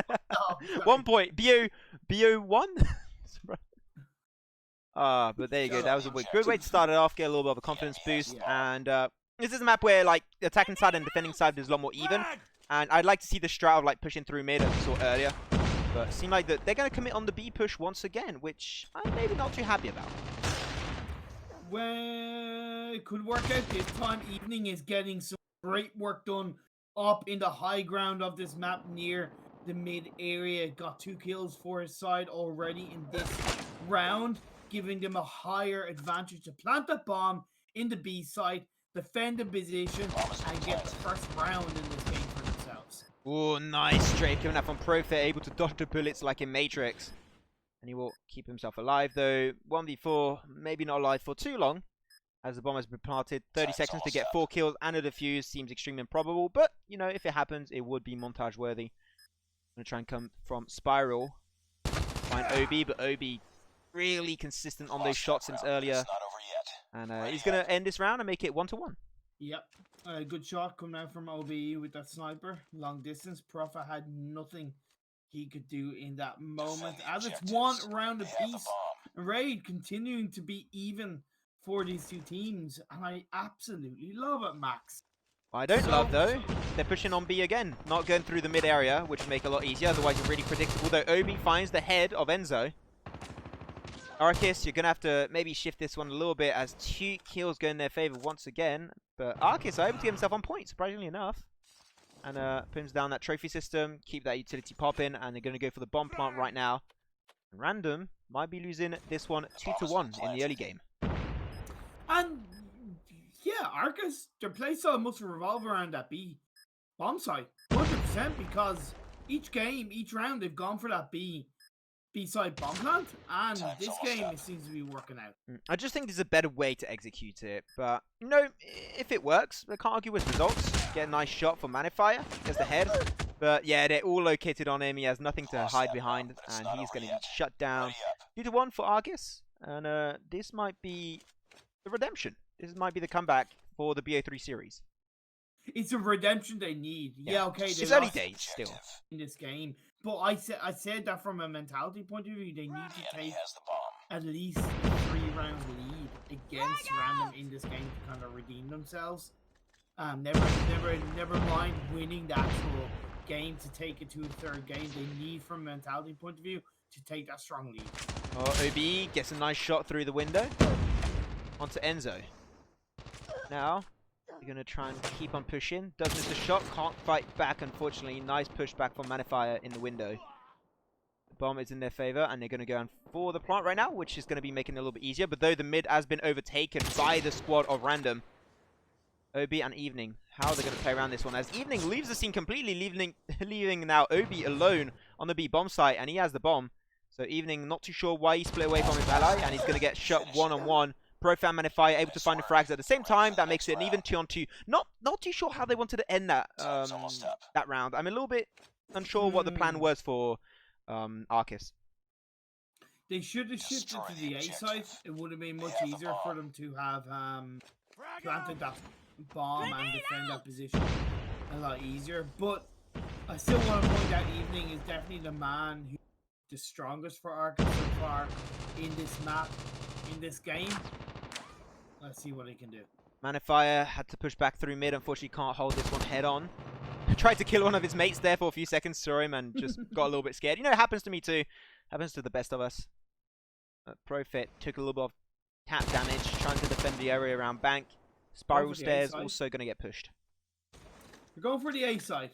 Nice shift in pace, a shift in position.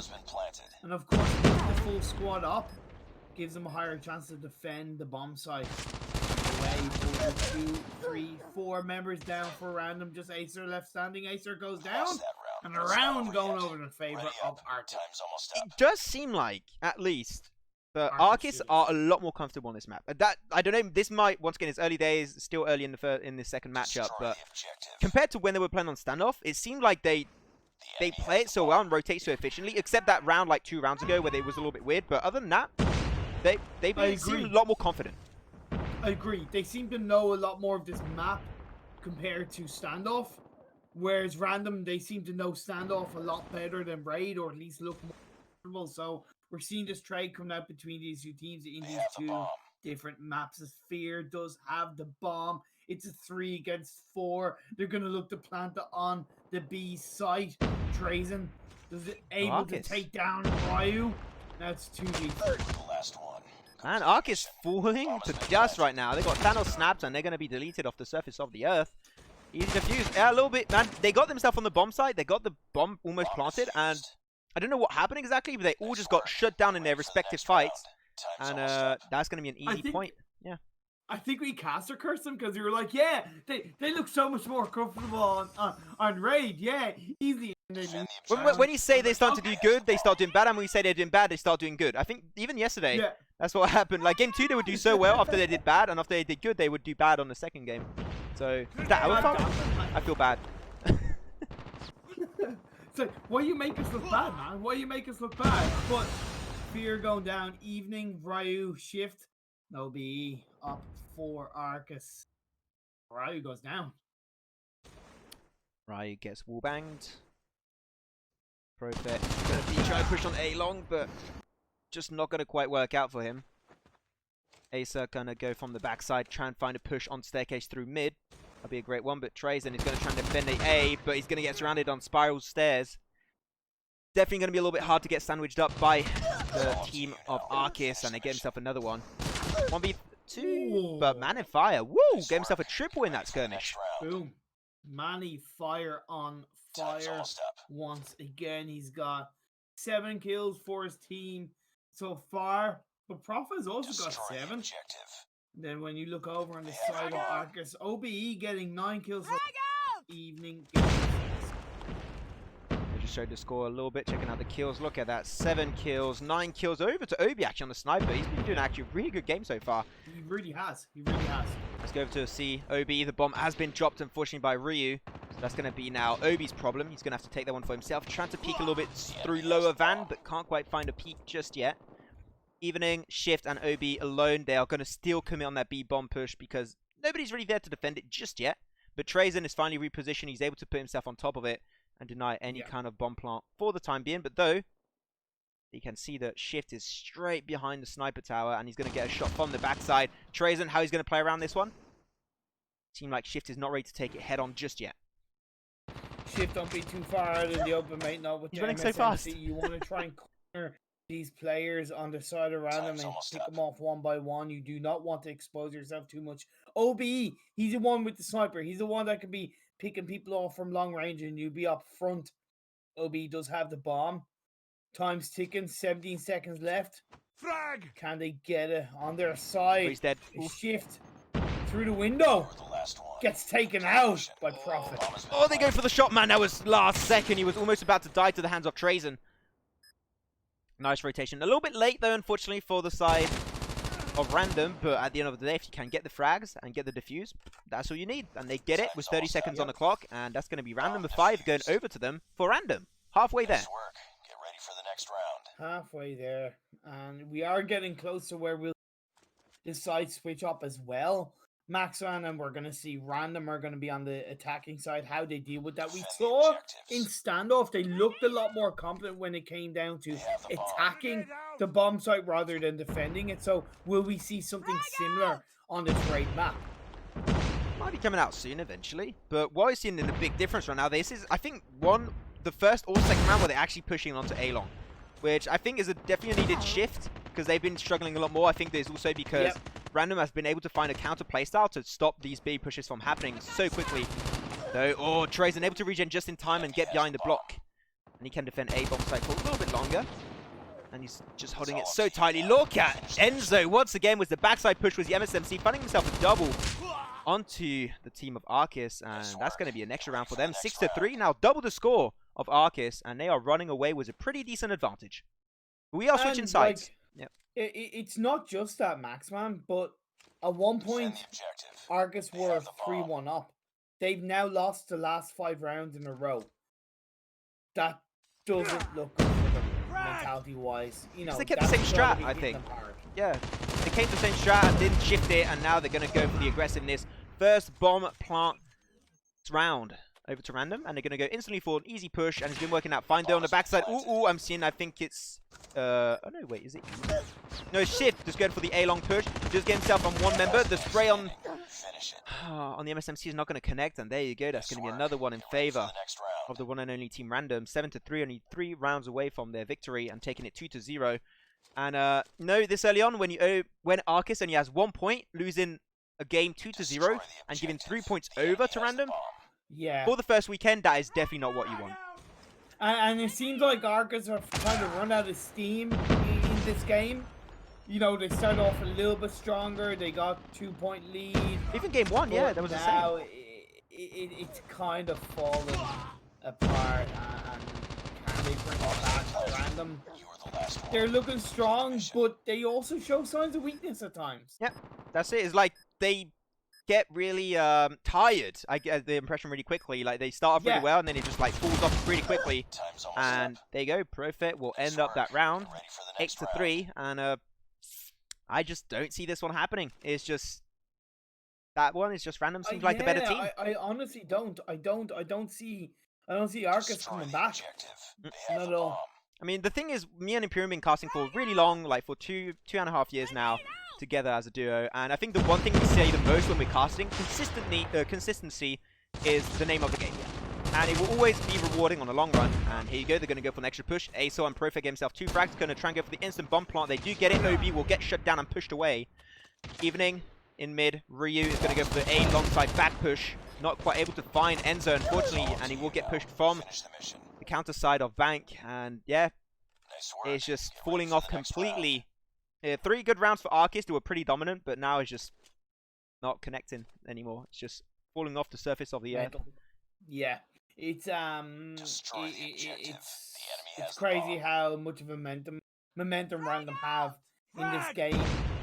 Like even when Arcus were 2 points behind, in that last game, they couldn't even clean that up. Now they're 6 points behind.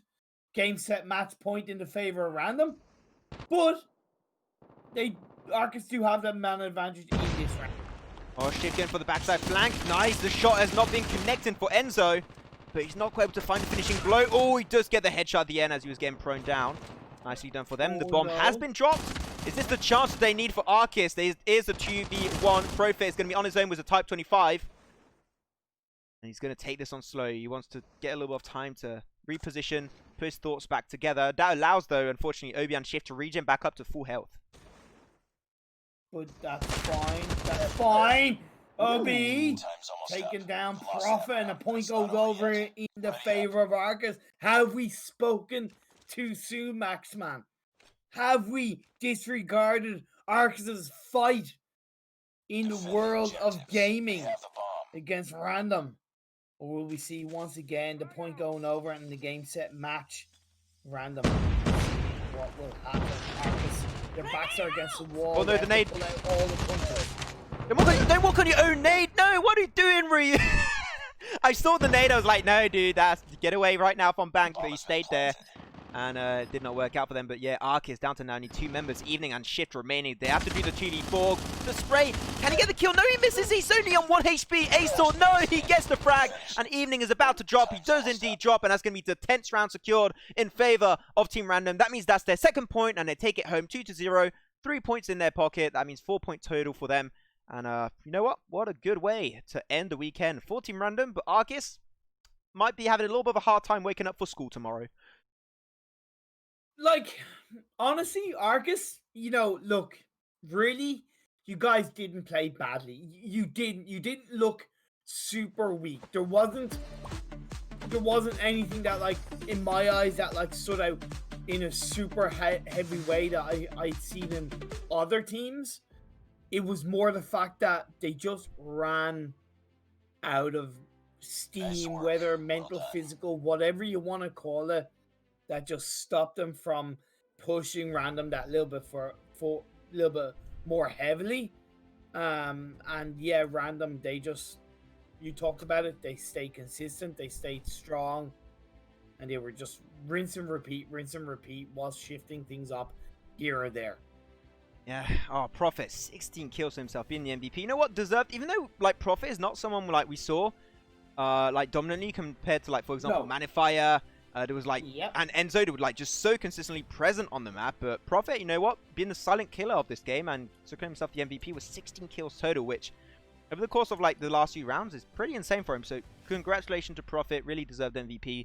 And Random, congrats to all of the team, taking that W. But, I have to say, Arcus, after the 2 games, what we saw is that they are a team with a lot of potential, but consistency. They need to work on being consistent throughout the entire match. If they are able to do that, I am sure they can be one of the best teams in Europe. But that is definitely one big step to, like, an obstacle to be able to get over. And it might take a week, maybe 2 weeks, maybe 3 weeks, but they got to start working on it right now. And if they can do that, I'm sure they can come back and take potentially even a win away from teams such as Random. Yeah, exactly. Now, on Random side, real quickly, I've done some quick calculations, and if they are correct, which they should be, that puts Random in 4th place overall in the standings. Because from the first game today, where we saw Elite versus Unity, and Unity won 2-0, that put them on 6 points, equal to Kings. 3rd place is Clash Spain with 5 points. And as far as I know, Random are in 4th place with 4 points. And what's even more important for Random is that they are 2 points ahead of their of the team below them. So that gives them a slightly extra gap in points. I seem like we have EasyTrade. Hello. Yeah. Hello. Hello? Okay, hello. Hello? I was not expecting this. How's it going? Yeah. I need to ask. Today, you feel like way more comfortable. Thank you very much. Thank you very much. Thank you. I appreciate that. We're still on broadcast. I don't know if you know EasyTrade. We're still on stream. Oh my god. I was like, wait a minute. Does he know we're streaming right now? I'm not too sure. But you can see the man behind all of this tournament. It's EasyTrade, and you know, big round of poggers in the chat for EasyTrade for putting this tournament together. Yeah. There we go. That sounds like something completely different, but we're not going to talk about that. But yeah, anyways, that is it. The 2 games of today are now over. So quick recap if you did miss the action. Game number 1 of Elite versus Unity. Dominant fashion for Elite, taking it easily on Unity 2-0. 3 points for them. And same factor here for Random. Even though it was really close in the early to mid-game phase, but the late game always going over to Random. They are so consistent. Also 3 points going in their favor. So if we check out the overall leaderboards, we're not going to have graphics for you. We'll have the graphics for Twitter. So definitely go check out ProLeague Mobile on Twitter. And after, I think we'll also have a community post on YouTube. So also subscribe to the YouTube channel. And we'll keep you guys updated next weekend with the updated graphics for the current standings. But right now, on the tippity top of the mountain for the first weekend, we're going to have Kings with 6 points and Elite with 6 points. Those are the only 2 teams with 6 points. Yep. And that's a good way to kick it off. After, I'm really looking forward to the matchup of Elite versus Kings Imperium. I think that's going to be spicy spaghetti. It is, and that's a little storytelling that we love developing and building up, and then clash Spain in 3rd place in the standings with 5 points, only 1 point behind. Of course, like I mentioned, Random propping up into 3rd place with 4th place with 4 points for themselves. Fantastic. 3 points today against Arcus, and then of course in 5th and 6th place respectively, it is in 5th place is Unity on 2 points. Man, this is not looking good for a few of these teams, but the dust hasn't really settled after this first weekend. We're not even halfway there. This is just the first weekend, and they were able to get themselves a little bit of a, just a little bit of an experience of like what a tournament can feel like. Because for a lot of these players, it might actually be their first tournament, at least for these teams. Maybe not the players, but the teams themselves. So it takes time to build communication, build that team synergy and understanding, and it's not something you build overnight. So hopefully, this is a way for these teams to like just put another perspective on their gameplay style, on their communication, revamp it, redo it completely if needed be, and hopefully come back next weekend as a brand new man, as a brand new team to try and just topple down the top teams such as Kings and Elite, which is, easily doable, Imperium. Yeah, and I'm looking forward to some surprises. I'm looking forward to more moments like we saw in the first game between Random and Arcus, where we saw that 1v3 clutch coming out on the final round of that game. It's all to play for. It's all up in the air. We have an indication of what teams are looking tippity top of the mountain, but with a long way to go, more games to play, it's going to be full of surprises. Full of surprises, but one thing that's not a surprise is the current schedule of next weekend Imperium. We're going to be talking about that before we do wrap up the show. Next weekend, on the 25th of January, that's right, yeah, it's 25th of January, I got the date right. We will be having another 2 sets of matches. So for the Saturday, we'll be having Kings versus Elite and Team 404 versus Arcus.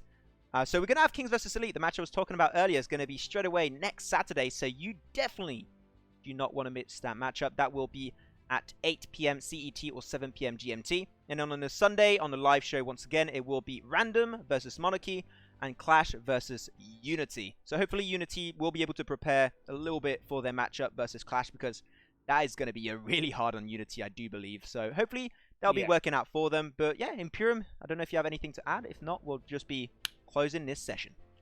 No, let's just look forward and prepare for next week's games. Teams, get the VOD reviewing done, get the communication done, the points of interest where you need to improve, that you need to work on individually and as a team, and smash forward into next week's games. I thought we were about to say smash like. Also do smash like. We would appreciate it. And I would have smash like. But yeah, my name was Max, man. Join once again with one and only awesome Imperium. We'll be back next weekend for some brand new Call of Duty Mobile competitive Pro League action. Stay safe as always. Stay awesome. And see you all next weekend for some more Pro League action.